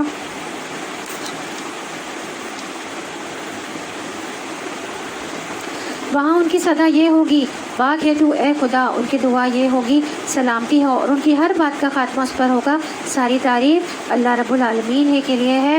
اگر کہیں اللہ لوگوں کے ساتھ برا معاملہ کرنے میں بھی اتنی ہی جلدی کرتا جتنی وہ دنیا کی بھلائی مانگنے میں جلدی کرتے ہیں، تو ان کی مہلت عمل کبھی کی ختم کر دی گئی ہوتی، مگر ہمارا یہ طریقہ نہیں ہے، اس لیے ہم ان لوگوں کو جو ہم سے ملنے کی توقع نہیں رکھتے ان کی سرکشی میں بھٹکنے کے لیے چھوٹ دے دیتے ہیں۔ انسان کا حال یہ ہے کہ جب اس پر کوئی سخت وقت آتا ہے تو کھڑے اور بیٹھے اور لیٹے ہم کو پکارتا ہے، مگر جب ہم اس کی مصیبت ٹال دیتے ہیں تو ایسا چل نکلتا ہے کہ گویا اس نے کبھی اپنے کسی برے وقت پر ہم کو پکارا ہی نہ تھا۔ اس طرح حد سے گزر جانے والوں کے لیے ان کے کرتوت خوشنما بنا دیے گئے ہیں۔ لوگوں تم سے پہلے کی قوموں کو ہم نے ہلاک کر دیا جب انہوں نے ظلم کی روش اختیار کی اور ان کے رسول کے پاس کھلی کھلی نشانیاں لے کر آئے اور انہوں نے ایمان لا کر ہی نہ دیا۔ اس طرح ہم مجرموں کو ان کے جرائم کا بدلہ دیا کرتے ہیں۔ اب ان کے بعد ہم نے تم کو زمین میں ان کی جگہ دی ہے تاکہ دیکھیں تم کیسے عمل کرتے ہو۔ جب انہیں ہماری صاف صاف باتیں سنائی جاتی ہیں تو وہ لوگ جو ہم سے ملنے کی توقع نہیں رکھتے کہتے ہیں کہ اس کے بجائے کوئی اور قرآن لاؤ یا اس میں کچھ ترمیم کرو۔ اے نبی صلی اللہ علیہ وسلم ان سے کہو میرا یہ کام نہیں ہے اپنی طرف سے اس میں کوئی تغیر و تبدل کر لوں، میں تو بس اس وحی کا پیرو ہوں، میرے پاس جو وحی بھیجی جاتی ہے، اگر میں اپنے رب کی نافرمانی کروں تو مجھے ایک بڑے ہولناک دن کے عذاب کا ڈر ہے۔ اور کہو اگر اللہ کی مشیت یہی ہوتی تو میں یہ قرآن تمہیں کبھی نہ سناتا۔ اور اللہ تمہیں اس کی خبر تک نہ دیتا؟ آخر اس سے پہلے میں ایک عمر تمہارے درمیان گزار چکا ہوں، کیا تم عقل سے کام نہیں لیتے؟ پھر اس سے بڑھ کر ظالم اور کون ہوگا جو ایک جھوٹی بات گھڑ کر اللہ کی طرف منسوخ کرے یا اللہ کی واقعی آیات کو جھوٹا قرار دے؟ یقیناً مجرم کبھی فلاح نہیں پا سکتے۔ یہ لوگ اللہ کے سوا ان کی پرستش کر رہے ہیں جو ان کو نہ نقصان پہنچا سکتے ہیں نہ نفع، اور کہتے ہیں کہ یہ اللہ کے ہاں ہمارے سفارشی ہیں۔ اے نبی ان سے کہو، کیا تم اللہ کو اس بات کی خبر دیتے ہو جسے وہ نہ آسمانوں میں جانتا ہے نہ زمین میں؟ پاک ہے وہ اور بالا تر ہے اس شرک سے جو یہ لوگ کرتے ہیں۔ ابتدا سارے انسان ایک ہی امت تھے، بعد میں انہوں نے مختلف عقیدے اور مسلک بنا لیے، اور اگر تیرے رب کی طرف ہی پہلے ہی ایک بات طے نہ کر لی گئی ہوتی تو جس چیز میں وہ باہم اختلاف کر رہے ہیں اس کا فیصلہ کر دیا جاتا۔ اور یہ جو وہ کہتے ہیں اس نبی پر اس کے رب کی طرف سے کوئی نشانی کیوں نہ اتاری گئی، تو ان سے کہو غیب کا مالک و مختار تو اللہ ہی ہے۔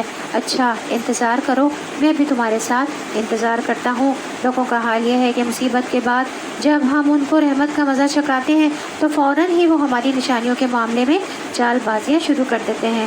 ان سے کہو اللہ اپنی چال میں تم سے زیادہ تیز ہے، اس کے فرشتے تمہاری سب مکاریوں کو قلم بند کر رہے ہیں۔ وہ اللہ ہی ہے جو تم کو خشکی اور تری میں چلاتا ہے۔ چنانچہ جب تم کشتیوں میں سوار ہو کر باد موافق پر فرح و شادہ سفر کر رہے ہوتے ہو اور پھر یکا باد مخالف کا زور ہوتا ہے اور ہر طرف سے موجوں کے تھپیڑے لگتے ہیں اور مسافر سمجھ لیتے ہیں کہ طوفان میں گر گئے ہیں، اس وقت سب اپنے دین کو اللہ ہی کے لیے خالص کر کے اس سے دعائیں مانگتے ہیں کہ اگر تو نے ہم کو اس بلا سے نجات دے دی تو ہم شکر گزار بندے بنیں گے۔ مگر وہ جب وہ ان کو بچا لیتا ہے تو پھر وہی لوگ حق سے منحرف ہو کر اللہ کی زمین میں بغاوت کرنے لگتے ہیں۔ لوگوں تمہاری یہ بغاوت تمہارے خلاف پڑ رہی ہے۔ دنیا کی زندگی کے چند روزہ مزے ہیں، لوٹ لو، پھر ہماری طرف تمہیں پلٹ کر آنا ہے، اس وقت ہم تمہیں بتا دیں گے کہ تم کیا کچھ کرتے رہے ہو۔ کہ دنیا کی یہ زندگی جس کے نشے میں مست ہو کر تم ہماری نشانیوں سے غفلت برت رہے ہو، اس کی مثال ایسی ہے جیسے آسمان سے ہم نے پانی برسایا تو زمین کی پیداوار جسے آدمی اور جانور سب کھاتے ہیں خوب گھنی ہو گئی۔ پھر عین اس وقت جب کہ زمین اپنی بہار پر تھی اور کھیتیاں بنی سبری کھڑی تھی اور ان کے مالک سمجھ رہے تھے کہ اب ہم ان سے فائدہ اٹھانے پر قادر ہیں، یک رات کو یا دن کو ہمارا حکم آ گیا اور ہم نے اسے ایسا غارت کر کے رکھ دیا کہ گویا کل وہاں کچھ تھا ہی نہیں۔ اس طرح ہم نشانیاں کھول کھول کر پیش کرتے ہیں ان لوگوں کے لیے جو سوچنے سمجھنے والے ہیں۔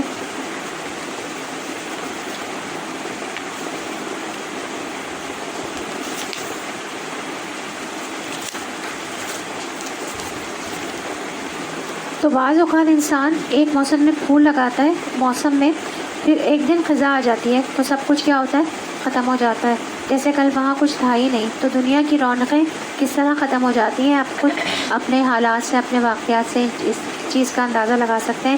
تو یاد رکھیے قیامت کے دن دنیا ہمیں یوں ہی لگے گی جیسے کوئی چیز ہی نہ تھی، انتہائی حقیر۔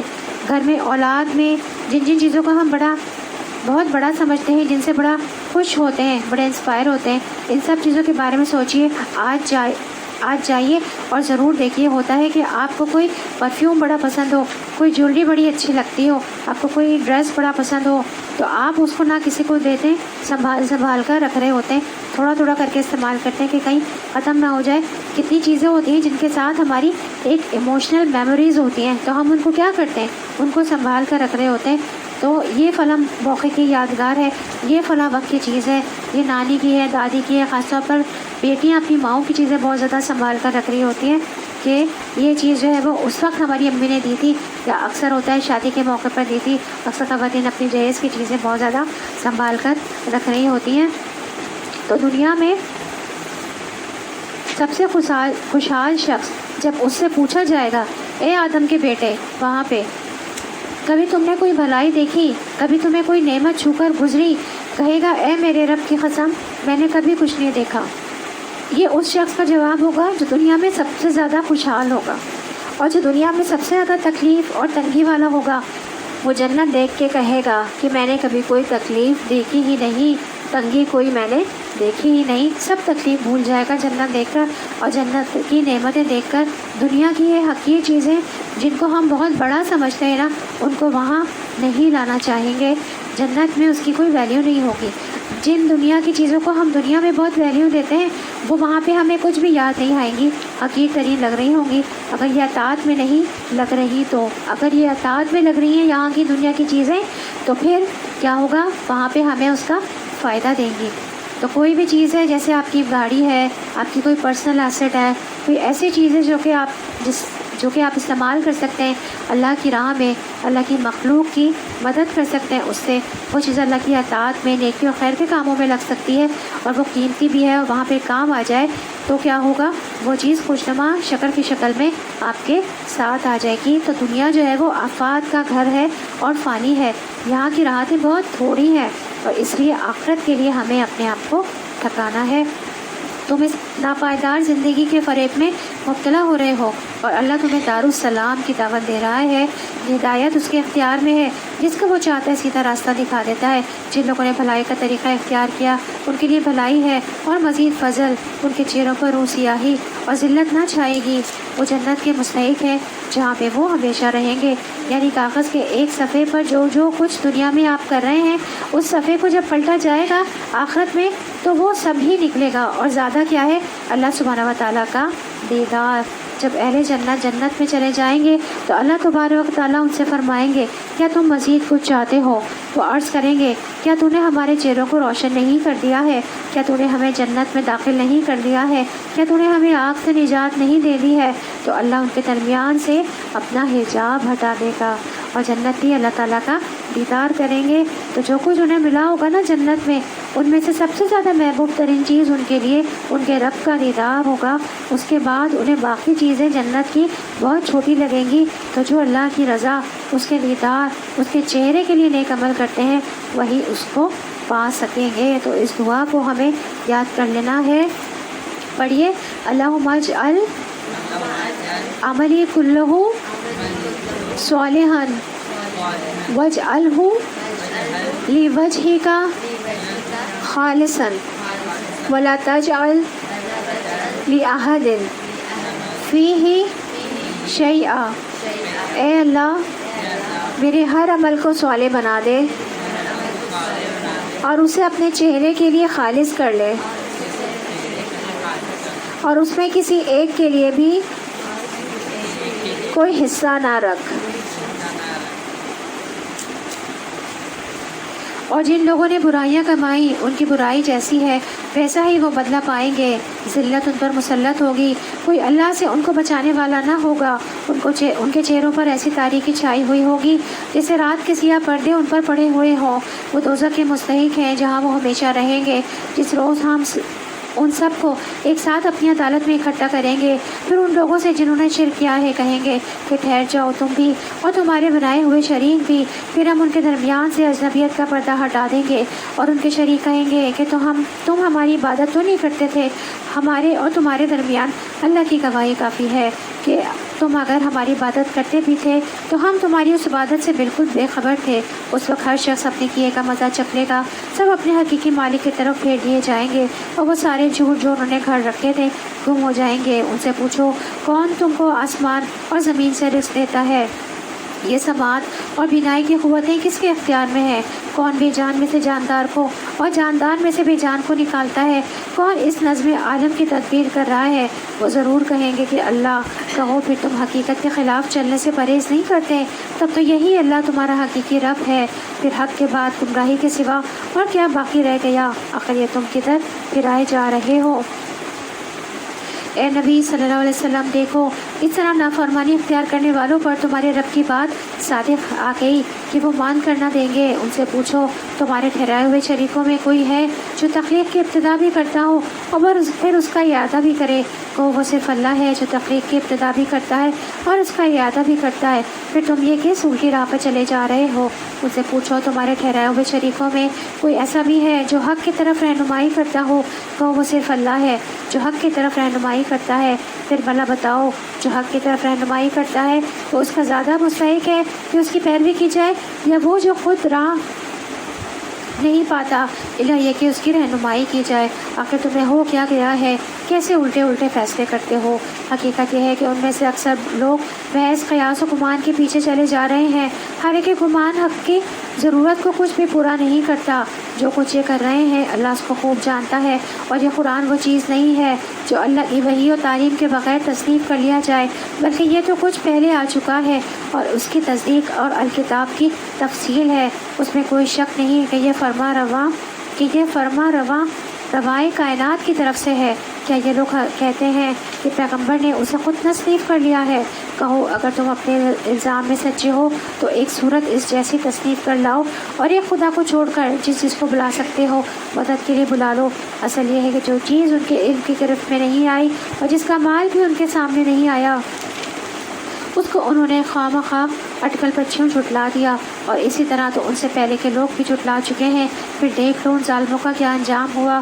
ان میں سے کچھ لوگ ایمان لائیں گے اور کچھ نہیں لائیں گے، اور تیرا رب ان مفسدوں کو خوب جانتا ہے۔ اگر یہ تجھے جھٹلاتے ہیں تو کہہ دے کہ میرا عمل میرے لیے ہے اور تمہارا عمل تمہارے لیے۔ جو کچھ میں کرتا ہوں اس کی ذمہ داری سے تم بری ہو، اور جو کچھ تم کر رہے ہو اس کی ذمہ داری سے میں بری ہوں۔ ان میں بہت سے لوگ ہیں جو تیری بات سنتے ہیں، مگر کیا تو بہروں کو سنائے گا، اور خواہ وہ کچھ نہ سمجھتے ہوں۔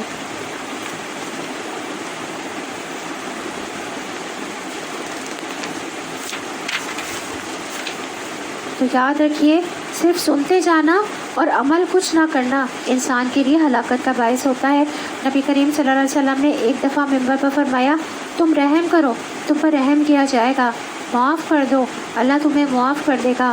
ہلاکت ہے ان لوگوں کے لیے جو صرف باتیں سنتے ہیں، ہلاکت ہے ان لوگوں کے لیے جو اپنے گناہوں پر جانتے بوجھتے اصرار کرتے ہیں اور ڈٹے رہتے ہیں۔ تو یاد رکھیے، مومن اور کافر کی بصیرت اور بصارت میں فرق ہوتا ہے۔ تو انسان جب تک علم سے عمل کا فائدہ نہیں اٹھاتا اس وقت تک وہ صاحب بصیرت نہیں ہوتا۔ تو جو بھی سنے اس پر عمل ضرور کرنا ہے۔ ان میں بہت سے لوگ ہیں جو تجھے دیکھتے ہیں، مگر کیا تو اندھوں کو راہ بتائے گا؟ انہیں کچھ نہ سوچتا ہو۔ حقیقت یہ ہے کہ اللہ لوگوں پر ظلم نہیں کرتا، لوگ خود ہی اپنے اوپر ظلم کرتے ہیں۔ آج یہ دنیا کی زندگی میں مست ہے، اور جس روز اللہ ان کو اکٹھا کرے گا تو یہی دنیا کی زندگی انہیں ایسی محسوس ہوگی گویا یہ محض ایک گھڑی بس آپس میں جان پہچان کرنے کو ٹھہرے تھے۔ بہت کم معلوم ہوگی یہاں دنیا کی زندگی۔ آخرت میں جب ہم وہاں پہ کھڑے ہوں گے نا اور آپس میں باتیں کر رہے ہوں گے تو ہمیں دنیا کی زندگی بہت تھوڑی لگے گی۔ اس وقت تحقیق ہو جائے گا کہ فی الواقع سخت گھاٹے میں رہے۔ اس وقت احساس ہوگا کہ وہ لوگ جنہوں نے اللہ کی ملاقات کو جھٹلایا اور ہرگز وہ راہ راست پر نہ تھے۔ تو اللہ اکبر، قیامت کے دن یہ لمبی لمبی زندگیاں، یہ 60-70 سال کی زندگیاں کیا محسوس ہوں گی ایک گھڑی ایک سیکنڈ کی۔ وہاں بھی ایک دوسرے کو پہچان لیں گے، ہر ایک اپنے اعمال کے مطابق اس اپنے حال میں ہوگا، کچھ خوشحال ہوں گے تو کچھ بدحال ہوں گے۔ انسان کی خوبی اور بھلائی کس میں ہے کہ وہ اللہ کے بعد، قرآن کے بعد آخرت پر بھی ایمان رکھے، کیونکہ آخرت پر ایمان رکھے گا اگر، آخرت کا خوف ہوگا تو پھر وہ عمل میں اس کے مضبوطی آئے گی، پھر وہ علم بھی حاصل کرے گا۔ اگر آخرت کا خوف ہوگا تو علم بھی حاصل کرے گا۔ جب علم حاصل ہوتا ہے تو ایمان بڑھتا ہے، اور ایمان بڑھتا ہے تو پھر انسان کا تقویٰ بھی بڑھتا ہے۔ تو جن برے نتائج سے ہم انہیں ڈرا رہے ہیں ان کا کوئی حصہ ہم تیرے جیتے جی دکھا لیں یا اس سے پہلے ہی تجھے اٹھا لیں، بہرحال انہیں آنا ہماری طرف ہے، اور جو کچھ یہ کر رہے ہیں اس پر اللہ گواہ ہے۔ ہر امت کے لیے ایک رسول ہے، پھر جب کسی امت کے پاس اس کا رسول آ جاتا ہے تو اس کا فیصلہ پورے انصاف کے ساتھ چکا دیا جاتا ہے اور اس پر ذرہ برابر ظلم نہیں کیا جاتا۔ کہتے ہیں اگر تمہاری یہ دھمکی سچی ہے تو آخر یہ کب پوری ہوگی؟ کہو میرے اختیار میں تو خود اپنا نفع و ضرر بھی نہیں، سب کچھ اللہ کی مشیت پر موقوف ہے۔ ہر امت کے لیے مہلت کی ایک مدت ہے، جب یہ مدت پوری ہو جاتی ہے تو گھڑی بھر کے تقدیم و تاخیر بھی نہیں ہوتی۔ ان سے کہو کبھی تم نے یہ بھی سوچا کہ اگر اللہ کا عذاب اچانک رات کو یا دن کو آ جائے تو تم کیا کر سکتے ہو؟ آخر یہ ایسی کون سی چیز ہے جس کے لیے مجرم جلدی مچائیں؟ کیا جب وہ تم پر آ پڑے اسی وقت تم اسے مانو گے؟ اب بچنا چاہتے ہو حالانکہ تم خود ہی اس کے جلدی آنے کا تقاضا کر رہے تھے۔ پھر ظالموں سے کہا جائے گا کہ اب ہمیشہ کے عذاب کا مزہ چکھو، جو کچھ تم کماتے رہے اس کی پاداش کے سوا اور کیا بدلہ تم کو دیا جا سکتا ہے؟ پھر پوچھتے ہیں کیا واقعی یہ سچ ہے جو تم کہہ رہے ہو؟ کہو میرے رب کی قسم یہ بالکل سچ ہے، اور تم تو اتنا بلبوتا نہیں رکھتے کہ اسے ظہور میں آنے سے روک دو۔ اگر ہر اس شخص کے پاس جس نے ظلم کیا ہے روئے زمین کی دولت بھی ہو تو اس عذاب سے بچنے کے لیے تو اسے فدیے میں دینے میں آمادہ ہو جائے گا۔ جب یہ لوگ اس عذاب کو دیکھ لیں گے تو دل ہی دل میں پچھتائیں گے، مگر ان کے درمیان پورا انصاف سے فیصلہ کیا جائے گا، کوئی ظلم ان پر نہ ہوگا۔ تو سنو آسمانوں اور زمین میں جو کچھ ہے سب اللہ تعالیٰ کا ہے، سن رکھو اللہ کا وعدہ سچا ہے، مگر اکثر انسان جانتے نہیں ہے۔ وہی زندگی بخشتا ہے اور وہی موت دیتا ہے، اور اسی کی طرف ہم سب کو پلٹنا ہے۔ لوگوں تمہارے پاس رب کی طرف سے نصیحت آ گئی ہے، یہ وہ چیز ہے جو دلوں کے امراض کی شفا ہے، اور جو اسے قبول کر لیں اور ان کے لیے رہنمائی اور رحمت ہے۔ یعنی یہ قرآن پہنچ چکا ہے، یہ دلوں کی بیماری کی شفا ہے، دلوں کے امراض کے علاج ہے۔ اللہ کا وعدہ سچا ہے۔ قرآن سینے کی بیماریوں کی شفا، یعنی گھٹن، تنگی، وسوسے، برے خیالات اور فاسد ارادے اور بری نیتیں، تو جو شیطان انسان کے دل میں ڈالتا ہے وسوسے وہ سب نکال دیتا ہے اور انسان کو اندر سے صاف ستھرا کر دیتا ہے۔ اسی طرح قرآن مجید عام بیماریوں کے لیے بھی شفا ہے، خاص طور پر سورۃ الفاتحہ۔ ابن القیم کہتے ہیں دلوں اور جسموں کی بیماریوں میں کوئی بیماری ایسی نہیں جس کا علاج اس کے سبب کی طرف رہنمائی کا ذریعہ قرآن میں موجود نہ ہو۔ تو اس نعمت اور رحمت ہدایت کے آنے پر ہمارا طرز عمل کیا ہونا چاہیے؟ اسے قبول کرنا چاہیے اور اسی سے رہنمائی لینی چاہیے۔ اے نبی صلی اللہ علیہ وسلم کہو کہ یہ اللہ کا فضل اور اس کی مہربانی ہے کہ یہ چیز اس نے بھیجی، اس پر تو لوگوں کو خوشی منانی ہی چاہیے۔ تو کیا کرنا چاہیے؟ خوشی منانی چاہیے۔ یہ ان سب چیزوں سے بہتر ہے جنہیں لوگ سمیٹ رہے ہیں۔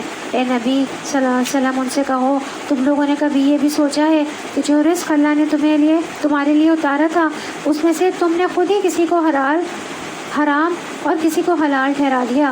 ان سے پوچھو اللہ نے تم کو اس کی اجازت دی تھی یا تم اللہ پر افطرا کر رہے ہو؟ جو لوگ اللہ پر یہ جھوٹا افطرا باندھتے ہیں ان کا کیا گمان ہے کہ قیامت کے روز ان سے کیا معاملہ ہوگا؟ اللہ تو لوگوں پر مہربانی کی نظر رکھتا ہے، مگر اکثر انسان ایسے ہیں جو شکر نہیں کرتے۔ اے نبی صلی اللہ علیہ وسلم تم جس حال میں بھی ہوتے ہو اور قرآن میں سے جو کچھ بھی سناتے ہو اور لوگوں تم بھی جو کچھ کرتے ہو اس سب کے دوران میں ہم تم کو دیکھتے رہتے ہیں۔ کوئی ذرہ برابر چیز آسمان اور زمین میں ایسی نہیں ہے، نہ چھوٹی نہ بڑی، جو تیرے رب کی نظر سے پوشیدہ ہو اور ایک صاف دفتر میں درج نہ ہو۔ سنو جو اللہ کے دوست ہیں، جو ایمان لائے اور جنہوں نے تقویٰ کا رویہ اختیار کیا، ان کے لیے کسی خوف اور رنج کا موقع نہیں ہے۔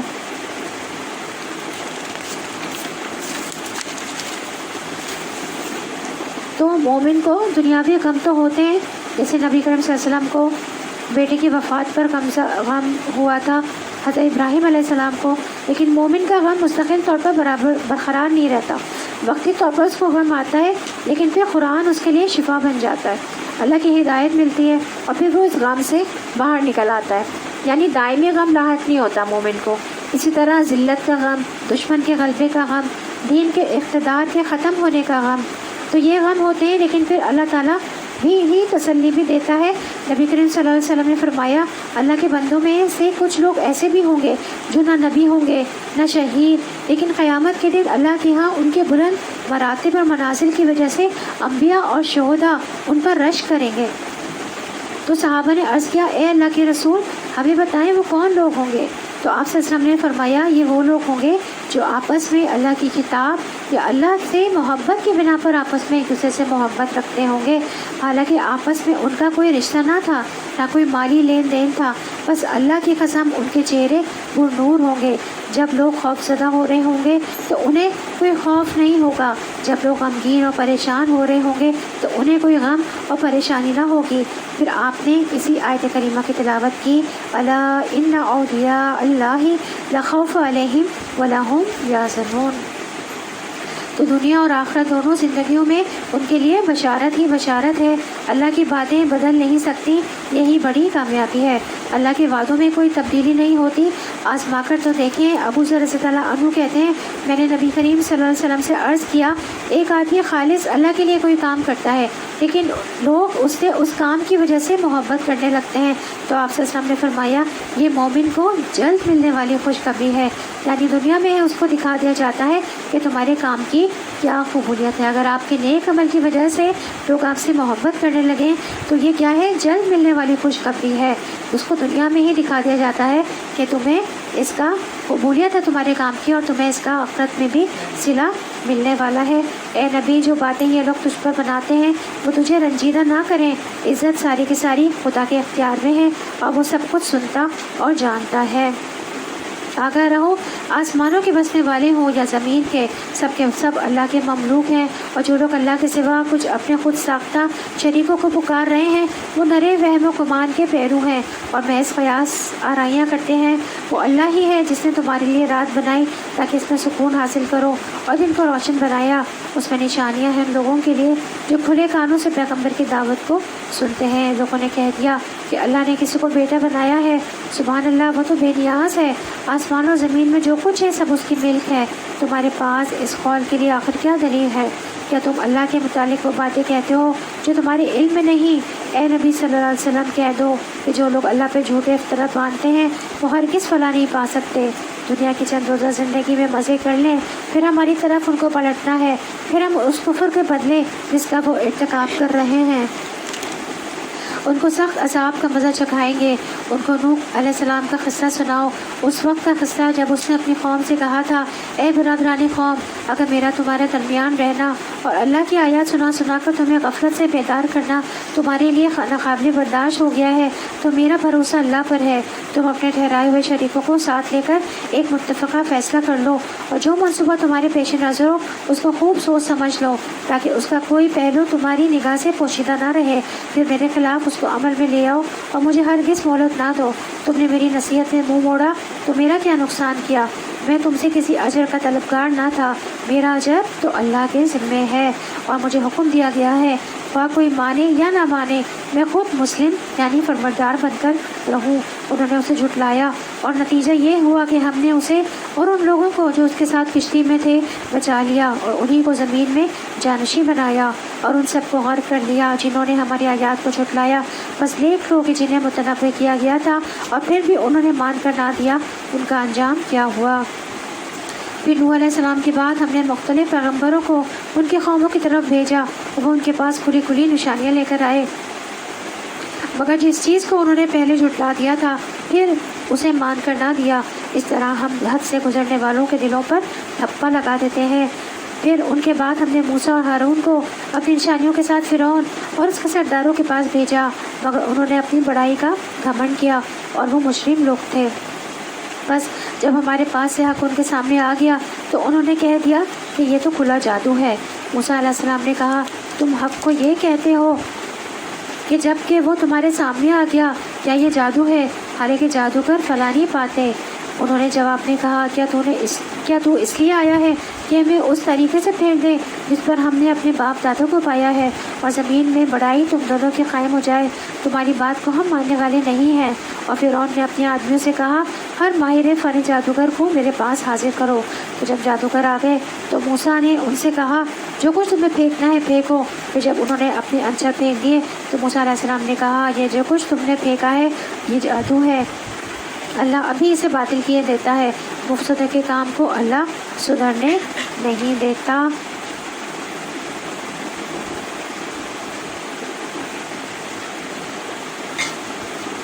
تو کیا کہا؟ فَلَمَّا أَلْقُوا قَالَ مُوسَىٰ مَا جِئْتُ بِهِ السِّحْرُ إِنَّ اللَّهَ سَيُبْطِلُهُ إِنَّ اللَّهَ لَا يُصْلِحُ عَمَلَ الْمُفْسِدِينَ۔ تو یہ جو آیت ہے نا، آیت نمبر 81 جو کہ میں نے پڑھی ابھی، فَلَمَّا أَلْقُوا قَالَ مُوسَىٰ مَا جِئْتُ بِهِ السِّحْرُ إِنَّ اللَّهَ سَيُبْطِلُهُ إِنَّ اللَّهَ لَا يُصْلِحُ عَمَلَ الْمُفْسِدِينَ۔ اگر کسی پر بھی جادو کا شبہ بھی ہو نا، شک بھی ہو، تو اس پر یہ آیات پڑھنا بہت زیادہ فائدہ دیتا ہے۔ مَا جِئْتُم بِهِ السِّحْرُ إِنَّ اللَّهَ سَيُبْطِلُهُ، بار بار ریپیٹیڈلی اس کو پڑھیں، ان اللہ سیبطلہ ان اللہ سیبطلہ ان اللہ لا یصلح عمل المفسدین، اس طرح بار بار پڑھنا چاہیے. جو رقیہ شریعہ ہے اس میں ان الفاظ کو بار بار ریپیٹ بھی کیا جاتا ہے. جو ہم سنتے ہیں نا رقیہ شریعہ، تو اس میں بھی ان الفاظ کو جو قاری پڑھ رہے ہیں ان کو ان الفاظ کو بار بار ریپیٹ کرتے ہیں. اور اللہ اپنے فرمانوں سے حق کو حق کر دکھاتا ہے، خواہ مجرموں کو وہ کتنا ہی ناگوار ہو. پھر دیکھو کہ موسیٰ علیہ السلام کو اس کی قوم میں سے چند نوجوانوں کے سوا کسی نے نہ مانا، فرعون کے ڈر سے اور خود اپنی قوم کے سربر آوردہ لوگوں کے ڈر سے، جنہیں خوف تھا کہ فرعون ان کو عذاب میں مبتلا کرے گا. اور واقعہ یہ ہے کہ فرعون زمین میں غلبہ رکھتا تھا اور وہ ان لوگوں میں سے تھا جو کسی حد پر رکتے نہیں تھے، کیونکہ ینگ بلڈ جو ہوتا ہے وہ ڈرتا کم ہے. نوجوان رزق زیادہ لے لیتے ہیں، آگے بڑھتے ہیں. بڑوں کے اندر طرح طرح کے خطرات اور خدشات اور خوف ہوتے ہیں. تو اگر ہم نے یہ کر لیا تو معلوم نہیں کیا ہو جائے گا. تو فرعون بادشاہوں کا لقب تھا، جس کا مقابلہ موسیٰ علیہ السلام کے ساتھ ہوا تھا. یہ بہت طاقتور بادشاہ تھا. تو اس نے بے شمار تعمیرات کرائیں، شہر بسائے، نہریں نکلوائی تھیں اور بہت بڑے بڑے کام کیے تھے تاکہ لوگ اسے بعد میں یاد رکھیں. اور اپنے آپ کو رب العلیٰ کہلواتا تھا، رب العلیٰ. اور اتنی اس کی حیبیت اور خوف تھا کہ اس کی اپنی قوم پر اور بنی اسرائیل پر بھی، کہ انہیں ڈر لگتا تھا کہ موسیٰ علیہ السلام کے پیچھے چلیں یا ان کی کوئی بات مانیں. تو اسی کی طرف یہاں پہ اشارہ ہے. خوفی من فرعون و ملائہم ان یفتنہم. قرآن بھی یہ بتاتا ہے وَإِنَّ فِرْعَوْنَ لَعَالٍ فِي الْأَرْضِ، یعنی لوگوں کو سخت سزائیں دیتا تھا جو اس کی بات نہیں مانتے تھے. تو کتنی بڑی آزمائش تھی نا. ہمارے لیے لا الہ الا اللہ پڑھنے میں کوئی مشکل نہیں ہے. ظاہر ہے اس وقت جس نے ایمان کا دعویٰ کیا اس کا اجر اور مرتبہ اس کو اتنا ہی ملے گا. مطلب اس وقت جو فرعون کا کتنا خوف اور ہیبت تھی، اس وقت موسیٰ علیہ السلام نے تبلیغ کی جا کے. تو جن لوگوں نے، چند نوجوانوں نے ہی بتایا نا یہاں پہ قبول کیا، تو ان کی ہمت تھی اس وقت کہ وہ انہوں نے جو شرک تھا اس کے مقابلے میں کس کو، توحید کو فوقیت دی. موسیٰ علیہ السلام نے اپنی قوم سے کہا، لوگو اگر تم واقعی اللہ پر ایمان رکھتے ہو تو اس پر بھروسہ کرو اگر مسلمان ہو. انہوں نے جواب دیا، ہم نے اللہ ہی پر بھروسہ کیا. اے ہمارے رب، ہمیں ظالم لوگوں کے لیے فتنہ نہ بنا. تو سارے خوف اور مشکل سے نکلنے کا راستہ کیا ہے؟ توکل. یہاں توکل کو دعا پر مقدم کیا گیا ہے، یعنی دعا مانگنے والے پر حق ہے کہ وہ اپنی دعا کی بنیاد اللہ کے توکل پر رکھے، اللہ سے بھروسہ کرتے ہوئے مانگے کہ وہ ضرور میرا مسئلہ حل کر دے گا. اس طرح دعا کی قبولیت کی زیادہ امید کی جا سکتی ہے. اور دعا مانگنے والا یہ خیال نہ کرے کہ توکل دعا مانگنے کے برخلاف ہے، کیونکہ دعا مانگنا مقصد کو پانے کے اسباب میں سے ہے. دعا مانگنا کیا ہے؟ مقصد کو پانے کا سبب ہے وہ. اور توکل بھروسہ ہے، اور دعا کیا ہے؟ وہ سبب ہے.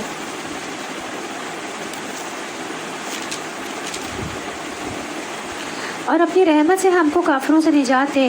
اور ہم نے موسیٰ علیہ السلام اور اس کے بھائی کو اشارہ کیا کہ مصر میں چند مکان اپنی قوم کے لیے مہیا کرو اور اپنے ان مکانوں کو قبلہ ٹھہرا لو اور نماز قائم کرو اور اہل ایمان کو بشارت دیتے. تو یہاں بہت بڑی نصیحت اور سبق ہے ان لوگوں کے لیے جو آپریشن میں رہتے ہیں، جن کے یہاں مذہبی آزادی نہیں ہوتی، مسجدوں میں نہیں جا سکتے، جیسے کہ انڈیا کا پتہ ہے سب کو، اکٹھے بیٹھ نہیں سکتے، کہیں دین کی بات نہیں کر سکتے.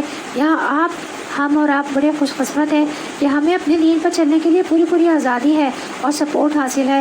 یہ اللہ کا بہت بڑا شکر اور انعام ہے کہ انسان کو اپنے دین کے اوپر پریکٹس کی سہولت نصیب ہو. لیکن یہ آزادی ہر جگہ نہیں ہے. بہت ساری جگہ ایسی ہیں پوری دنیا میں جہاں پہ آزادی سے مسلمان اپنی عبادت نہیں کر سکتے. تو ہر جگہ آزادی نہیں ہوتی. کچھ جگہ پر اللہ کو ماننے والے بہت پسے ہوئے بھی ہوتے ہیں. تو ان کو بڑے بڑے اجتماعات میں اکٹھا ہونے کے بجائے کیا کرنا چاہیے کہ جہاں موجود ہیں وہیں پر اللہ کا نام لے لیں. حالات تو ایک جیسے نہیں رہتے، کبھی آپ بڑا کام کر لیتے ہیں اور کبھی آپ نہیں کر سکتے. تو جہاں جیسے بھی حالات ہوں اس کے مطابق اسٹریٹجی بنائیں.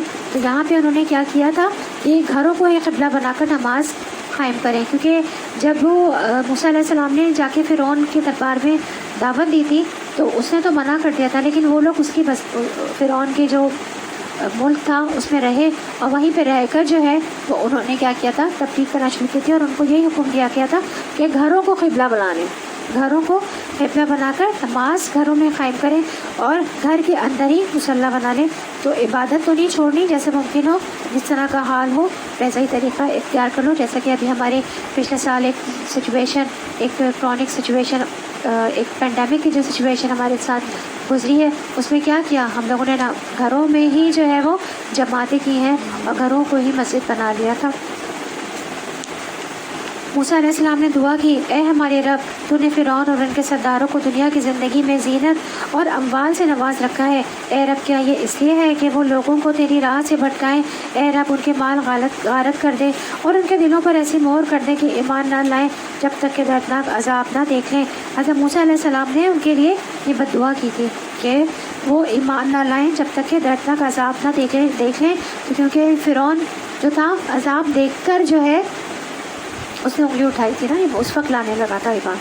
تو اللہ تعالیٰ نے جواب میں فرمایا، تم دونوں کی دعا قبول کی گئی، ثابت قدم رہو اور ان لوگوں کے طریقے کی ہرگز پیروی نہ کرو جو علم نہیں رکھتے۔ اور ہم بنی اسرائیل کو سمندر سے گزار لے گئے، پھر فرعون اور اس کے لشکر ظلم اور زیادتی کی غرض سے ان کے پیچھے چلے، حتیٰ کہ جب فرعون ڈوبنے لگا تو بول اٹھا، میں نے مان لیا خداوند حقیقی کو۔ اس وقت ماننا جب اس نے عذاب کو دیکھ لیا تھا، اس کے سوا کوئی نہیں ہے جس پر بنی اسرائیل ایمان لائے، اور میں بھی سر عطا جھکا دینے والوں میں سے ہوں۔ تو یاد رکھیے، موت کے فرشتے دیکھ کر، عذاب دیکھ کر اس وقت میں ایمان فائدہ نہیں دیتا۔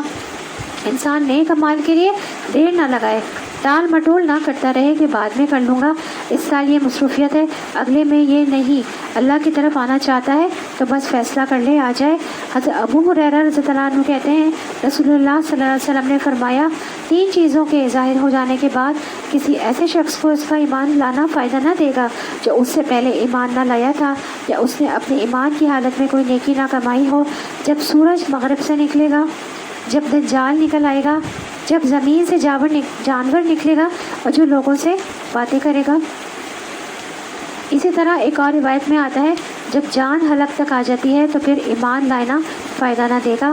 اس وقت یہ کہنا کہ فلاں کو صدقہ دے دو، وہ تو اب دوسروں کا ہی مال ہو گیا، وہ صدقہ بھی اسی وقت فائدہ نہیں دیتا۔ تو اس لیے صحت کی حالت میں، زندگی کی حالت میں، جوانی کی حالت میں جب طاقتور ہیں تب اللہ تعالیٰ کی عبادت کی طرف راغب ہوں۔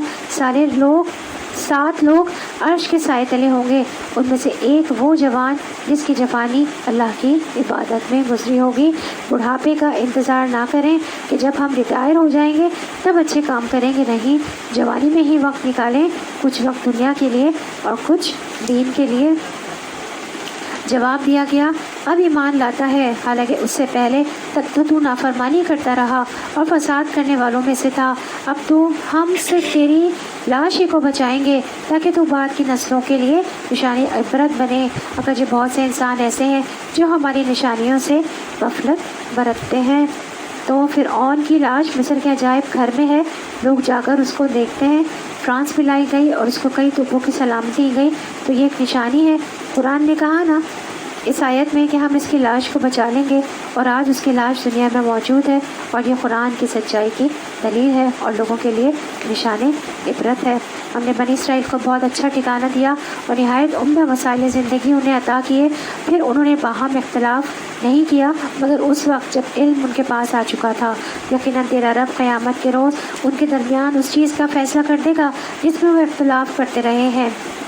اب اگر تجھے اس ہدایت کی طرف سے کچھ بھی شک ہو جو ہم نے تجھ پر نازل کی ہے، ان لوگوں سے پوچھ لے جو پہلے سے کتاب پڑھ رہے ہیں، پھر واقعی تیرے پاس حق ہی آیا ہے تیرے رب کی طرف سے، لہٰذا تو شک کرنے والوں میں سے نہ ہو اور ان لوگوں میں شامل نہ ہو جس نے اللہ کی آیات کو جھٹلایا ہے،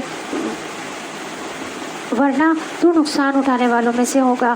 حقیقت یہ ہے کہ جن لوگوں پر تیرے رب کا قول راست آ گیا ہے، ان کے سامنے خواہ کوئی نشانی آ جائے وہ کبھی ایمان لا کر نہیں دیتے۔ تو تقدیر کے مسئلے کو واضح کیا جا رہا ہے۔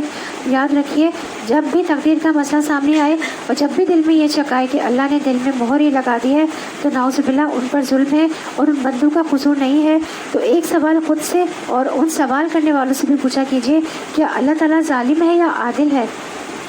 جب ہم تقدیر کی بات کرتے ہیں نا اور ہم کہتے ہیں کہ نعوذ باللہ کسی پر ظلم ہے، ان بندوں کا قصور نہیں ہے، تو اس وقت سوال کریں کہ کیا اللہ ظالم ہے یا عادل ہے؟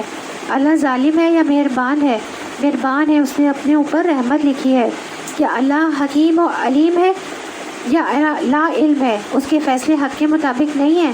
یا جو عادل ہو، جو رحمان ہو، رحیم ہو، جو علیم و حکیم ہو وہ کسی پر ظلم کر سکتا ہے؟ بعض دفعہ ہوتا ہے نا، لوگ کہہ دیتے ہیں کہ کسی کبھی لوگوں کے بہت برے حالات ہو جاتے ہیں تو وہ اس طرح سے بھی کہہ دیتے ہیں کہ نعوذ باللہ اللہ نے ان پر ظلم کیا ہے۔ تو کیا ہے، اللہ تعالیٰ کسی پر ظلم نہیں کر سکتا، اسے ہدایت ہی نہ۔ یہ موقع کب آتا ہے؟ جب عذاب ثابت ہو جاتا ہے، جب سارے مواقع دے دیے جاتے ہیں کسی کو اور اس کے باوجود وہ نہیں مانتا۔ لوگ کہتے ہیں کہ اللہ کو اگر پہلے ہی سے پتہ تھا نعوذ باللہ تو اللہ نے پھر جبر کیا، تو نہیں، اللہ تعالیٰ کیا کرتے ہیں، اللہ تعالیٰ موقع دے رہے ہوتے ہیں۔ اللہ کا علم کامل ہے، اس کو ماضی حال مستقبل سب کا پتہ ہے، اسی لیے وہ علیم و حکیم ہے۔ اگر اسے پتہ ہی نہ ہو کہ آئندہ کیا ہونے والا ہے یا کیا آنے والا ہے تو دنیا کا نظام کس طرح چلا سکتا ہے اللہ تعالیٰ؟ تو اس کا یہ علم ہونا کہ کون جنت میں جائے گا کون جہنم میں جائے گا یہ ثابت نہیں کرتا کہ اس نے کچھ لوگوں پر ظلم کر کے انہیں جہنم میں پھینکنا ہے۔ اس نے سب کو آزادی دی ہے، اختیار دیا ہے، ہدایت کا راستہ بتایا ہے، اب لوگوں پر چھوڑا کہ ان کو عمل کی راہ دی، ابھی پڑھا کہ ان کے ایمان کی وجہ سے ان کو ہدایت دے گا۔ تو جو ایمان ہی نہ لائے، جو دلائل دیکھتے ہوئے بھی اپنی خواہشات کی بنا پر انکار کر دے، تو پھر اللہ تعالیٰ زبردستی نہیں کرتے۔ تو جو لوگ تکبر کرتے ہیں، حق کو دیکھتے ہوئے بھی قبول نہیں کرتے، تو جب شامت آتی ہے تو فرعون نے کیا کیا، حق کو قبول کر لیا۔ تو پہلے کہا تھا جب اتنی نشانیاں، ید بیضا، عصا، سب کچھ دکھایا جا رہا تھا تو اس وقت تم نہیں مانے تھے۔ اب اگر یہ کہا جائے کہ فرعون پر ظلم ہوا، اللہ کو پہلے سے پتہ تھا کہ فرعون نے جہنم میں جانا ہے، اللہ کو پتہ تھا کہ یہ بندہ اپنے تکبر کی وجہ سے مان کر نہیں دے گا، تو اینڈ آف دا ڈے بات ہم پر ہی آتی ہے کہ ہماری کیا چوائس تھی۔ ہمارے پاس ہمیشہ چوائس آتی ہے اور وہ وقت ہوتا ہے بہت امپورٹنٹ کہ ہم اس وقت کیا چوز کر رہے ہوتے ہیں۔ اپارچونیٹیز آتی ہیں ہمارے پاس، کون سا راستہ اختیار کرنا ہے، رحمان کا راستہ اختیار کرنا ہے یا شیطان کا راستہ اختیار کرنا ہے، حق کا راستہ اختیار کرنا ہے یا باطل کا۔ اللہ تعالیٰ کسی کو بھی پر بھی ظلم نہیں کرتا، ہدایت کے بغیر کسی کو بھی تباہ نہیں کرتا۔ فرعون کے پاس بھی ہدایت کے لیے موسیٰ علیہ السلام کو بھیجا تھا نا، اس کے بعد جو اس نے قبول نہیں کیا تو عذاب دیکھ کر تو ہے ہی نہیں نا، عذاب دیکھ کر اگر کوئی ایمان لاتا ہے تو پھر اس کا ایمان جو ہے وہ قابل قبول نہیں ہے۔ فرعون عذاب کو دیکھ کر ایمان لایا تو اسے فائدہ نہ ہوا، لیکن قوم یونس جس پر یہ نام ہے اس سورت کا، سچے دل سے گڑ گڑائے تھے وہ لوگ۔ قوم یونس سچے دل سے اپنے گناہوں کی معافی مانگی تھی، گڑ گڑائے تھے، کیونکہ ان کے پیغمبر ہی ان کو چھوڑ کر چلے گئے تھے، ابھی ان کے عذاب کا وقت نہیں آیا تھا، تو انہوں نے وقت سے پہلے ہی فائدہ اٹھا لیا تھا۔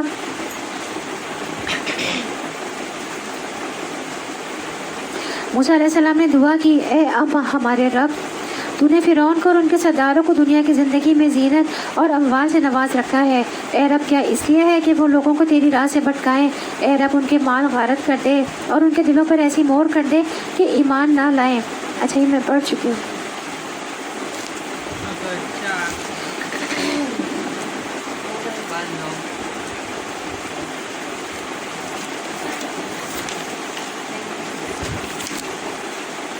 جب تک دردناک عذاب سامنے آتا نہ دیکھ لیں، پھر کیا ایسی کوئی مثال ہے کہ ایک بستی عذاب دیکھ کر ایمان لائی ہو اور اس کا ایمان اس کے لیے نفع بخش ثابت ہوا ہو؟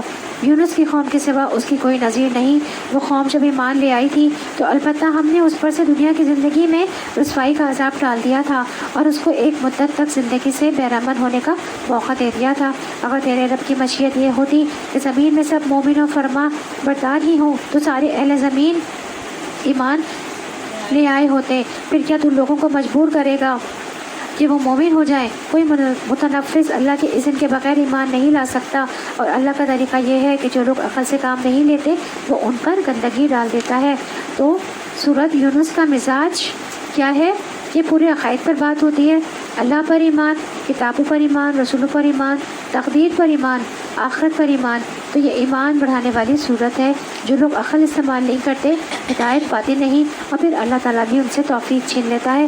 ان سے کہو زمین اور آسمان میں جو کچھ ہے اسے آنکھیں کھول کر دیکھو، اور جو لوگ ایمان لانا ہی نہیں چاہتے ان کے لیے نشانیاں اور تنبیہیں آخر کیا مفید ہو سکتی ہیں۔ اب یہ لوگ اس کے سوا اور کس چیز کے منتظر ہیں کہ وہی برے دن دیکھیں جو ان سے پہلے گزرے ہوئے لوگ دیکھ چکے ہیں۔ ان سے کہو اچھا انتظار کرو، میں بھی تمہارے ساتھ انتظار کرتا ہوں۔ پھر جب ایسا وقت آتا ہے تو ہم اپنے رسولوں کو اور ان لوگوں کو بچا لیا کرتے ہیں جو ایمان لائے ہوں۔ ہمارا یہی طریقہ ہے، ہم پر یہ حق ہے کہ مومنوں کو بچا لیں۔ اے نبی صلی اللہ علیہ وسلم کہہ دو کہ لوگوں اگر تم ابھی تک میرے دین کے متعلق کسی شک میں ہو تو سن لو کہ تم اللہ کے سوا جن کی بندگی کرتے ہو میں ان کی بندگی نہیں کرتا، بلکہ صرف اسی خدا کی بندگی کرتا ہوں جس کے قبضے میں تمہاری موت ہے۔ مجھے حکم دیا گیا ہے کہ میں ایمان لانے والوں میں سے ہوں، اور مجھ سے فرمایا گیا ہے کہ یکسو ہو کر اپنے آپ کو ٹھیک ٹھیک اس دین پر قائم کر دے اور ہرگز مشرکوں میں سے نہ ہو، اور اللہ کو چھوڑ کر کسی ایسی ہستی کو نہ پکار جو تجھے نہ فائدہ پہنچا سکتی ہے نہ نقصان۔ اگر تو ایسا کرے گا تو ظالموں میں سے ہوگا۔ اگر اللہ تجھے کسی مصیبت میں ڈالے تو خود اس کے سوا کوئی نہیں جو اس مصیبت کو ٹال دے، اور اگر وہ تیرے حق میں کسی بھلائی کا ارادہ کرے تو اس کے فضل کو پھیرنے والا بھی کوئی نہیں ہے۔ وہ اپنے بندوں میں سے جس کو چاہتا ہے اپنے فضل سے نوازتا ہے، اور وہ درگزر کرنے والا اور رحم فرمانے والا ہے۔ اے محمد صلی اللہ علیہ وسلم کہہ دو کہ لوگوں تمہارے پاس تمہارے رب کی طرف سے حق آ چکا ہے، اب جو سیدھی راہ اختیار کرے اس کی راست روی اسی پر مفید ہے، اور جو گمراہ رہے اس کی گمراہی اسی کے لیے تباہ کن ہے۔ اور میں تمہارے اوپر کوئی حوالے دار نہیں ہوں، اور اے نبی صلی اللہ علیہ وسلم تم اس ہدایت کی پیروی کیے جاؤ جو تمہاری طرف بذریعہ وحی بھیجی جا رہی ہے، اور صبر کرو یہاں تک کہ اللہ فیصلہ کر دے، اور وہی بہترین فیصلہ فرمانے والا ہے۔ یعنی پچھلی قوموں کے انجام کو بتا کر آپ صلی اللہ علیہ وسلم کو تسلی دی جا رہی ہے۔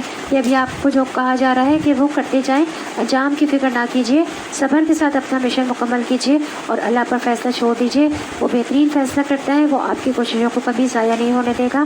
یاد رکھیے صبر اور نیک اعمال لازم و مظلوم ہوتے ہیں، وہی کی اتباع کرنا اور پھر اس کی پیروی کرنا یہ سب ایمان کا حصہ ہے۔ یہاں پہ سورہ یونس مکمل ہوئی، شروع ہوتی ہے سورہ ہود۔ بسم اللہ الرحمن الرحیم۔ الف لام را کتاب احکمت آیاتہ ثم فصلت من لدن حکیم خبیر۔ شروع اللہ کے نام سے جو بڑا مہربان نہایت رحم والا ہے۔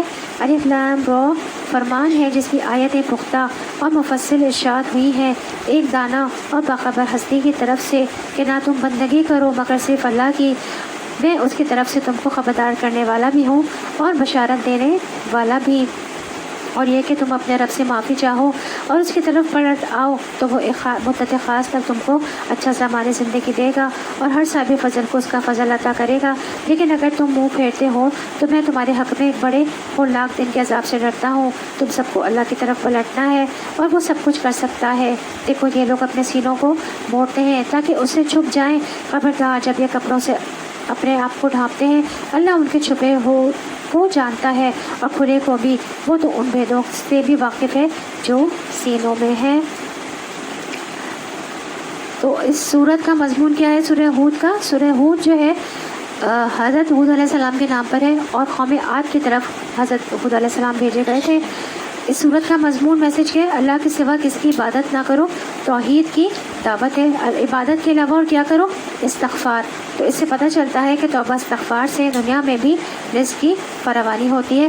تو اس بات پر ایمان ہونا چاہیے کہ اللہ کا علم ہر چیز پر چھایا ہوا ہے، وہ کھلی اور چھپی ساری باتوں کو جاننے والا ہے، اس لیے اس کے ساتھ اپنا معاملہ ہمیں درست کر لینا چاہیے۔ یہاں پہ ہمارا پارہ نمبر 11 یا تذرون مکمل ہوا۔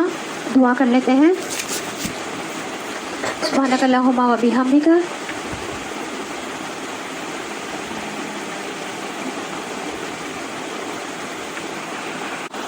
بسم اللہ الرحمن الرحیم الحمدللہ رب العالمین الرحمن الرحیم مالک یوم الدین ایاک نعبد و ایاک نستعین اہدنا الصراط المستقیم صراط الذین انعمت علیہم غیر المغضوب علیہم ولا الضالین آمین۔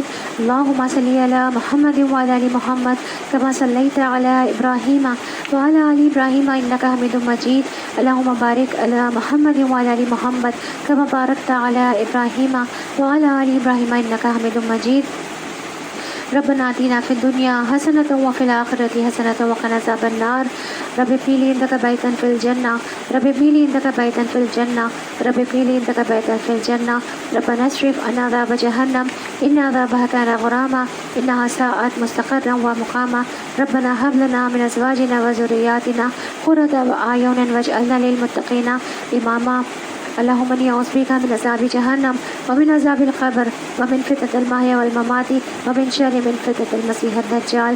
اللہم انی اسألک فضلك العظيم اللهم إني أسألك الجنة الفردوس اللهم إني أسألك الهدى والتقى والعفاف والغنى الله لطيف بعباده يرزق من يشاء وهو القوي العزيز ربنا تقبل منا إنك أنت السميع العليم وتوب علينا إنك أنت التواب الرحيم آمین۔ اے اللہ پاک جس نے یہ بیان کیا، جس نے بیان کروایا اور جن لوگوں نے بیان سنا، اس محفل کی رحمت و برکت سے ہمارے گناہوں کو معاف فرما دیجیے، ہماری بخشش کر دیجیے اور ہمارے دلوں کی جو بھی جائز دعائیں ہیں، جو بھی جائز خواہشات ہیں، ان کو اپنے خاص کرم سے انہیں قبول فرما لیجیے، ہمارے گناہوں کو معاف فرما دیجیے اور ہمیں جہنم کے عذاب سے بچا لیجیے گا اور ہمیں جنت میں داخل کر دیجیے گا، اور اس دنیا میں ہمیں توفیق دینا کہ ہم آپ کی رضا حاصل کر سکیں، اور جب اس دنیا سے جائیں تو اس حال میں کہ آپ ہم سے راضی ہوں۔ آمین۔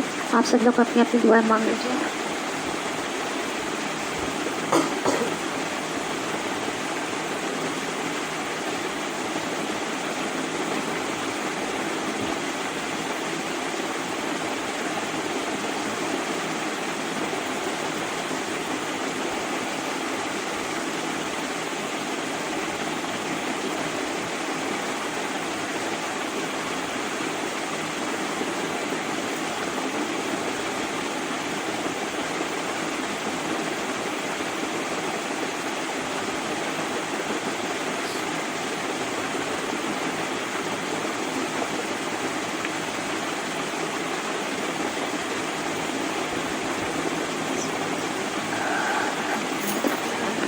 سبحان ربک رب العزت عما یصفون وسلام علی المرسلین والحمد للہ رب العالمین۔ السلام علیکم ورحمۃ اللہ وبرکاتہ۔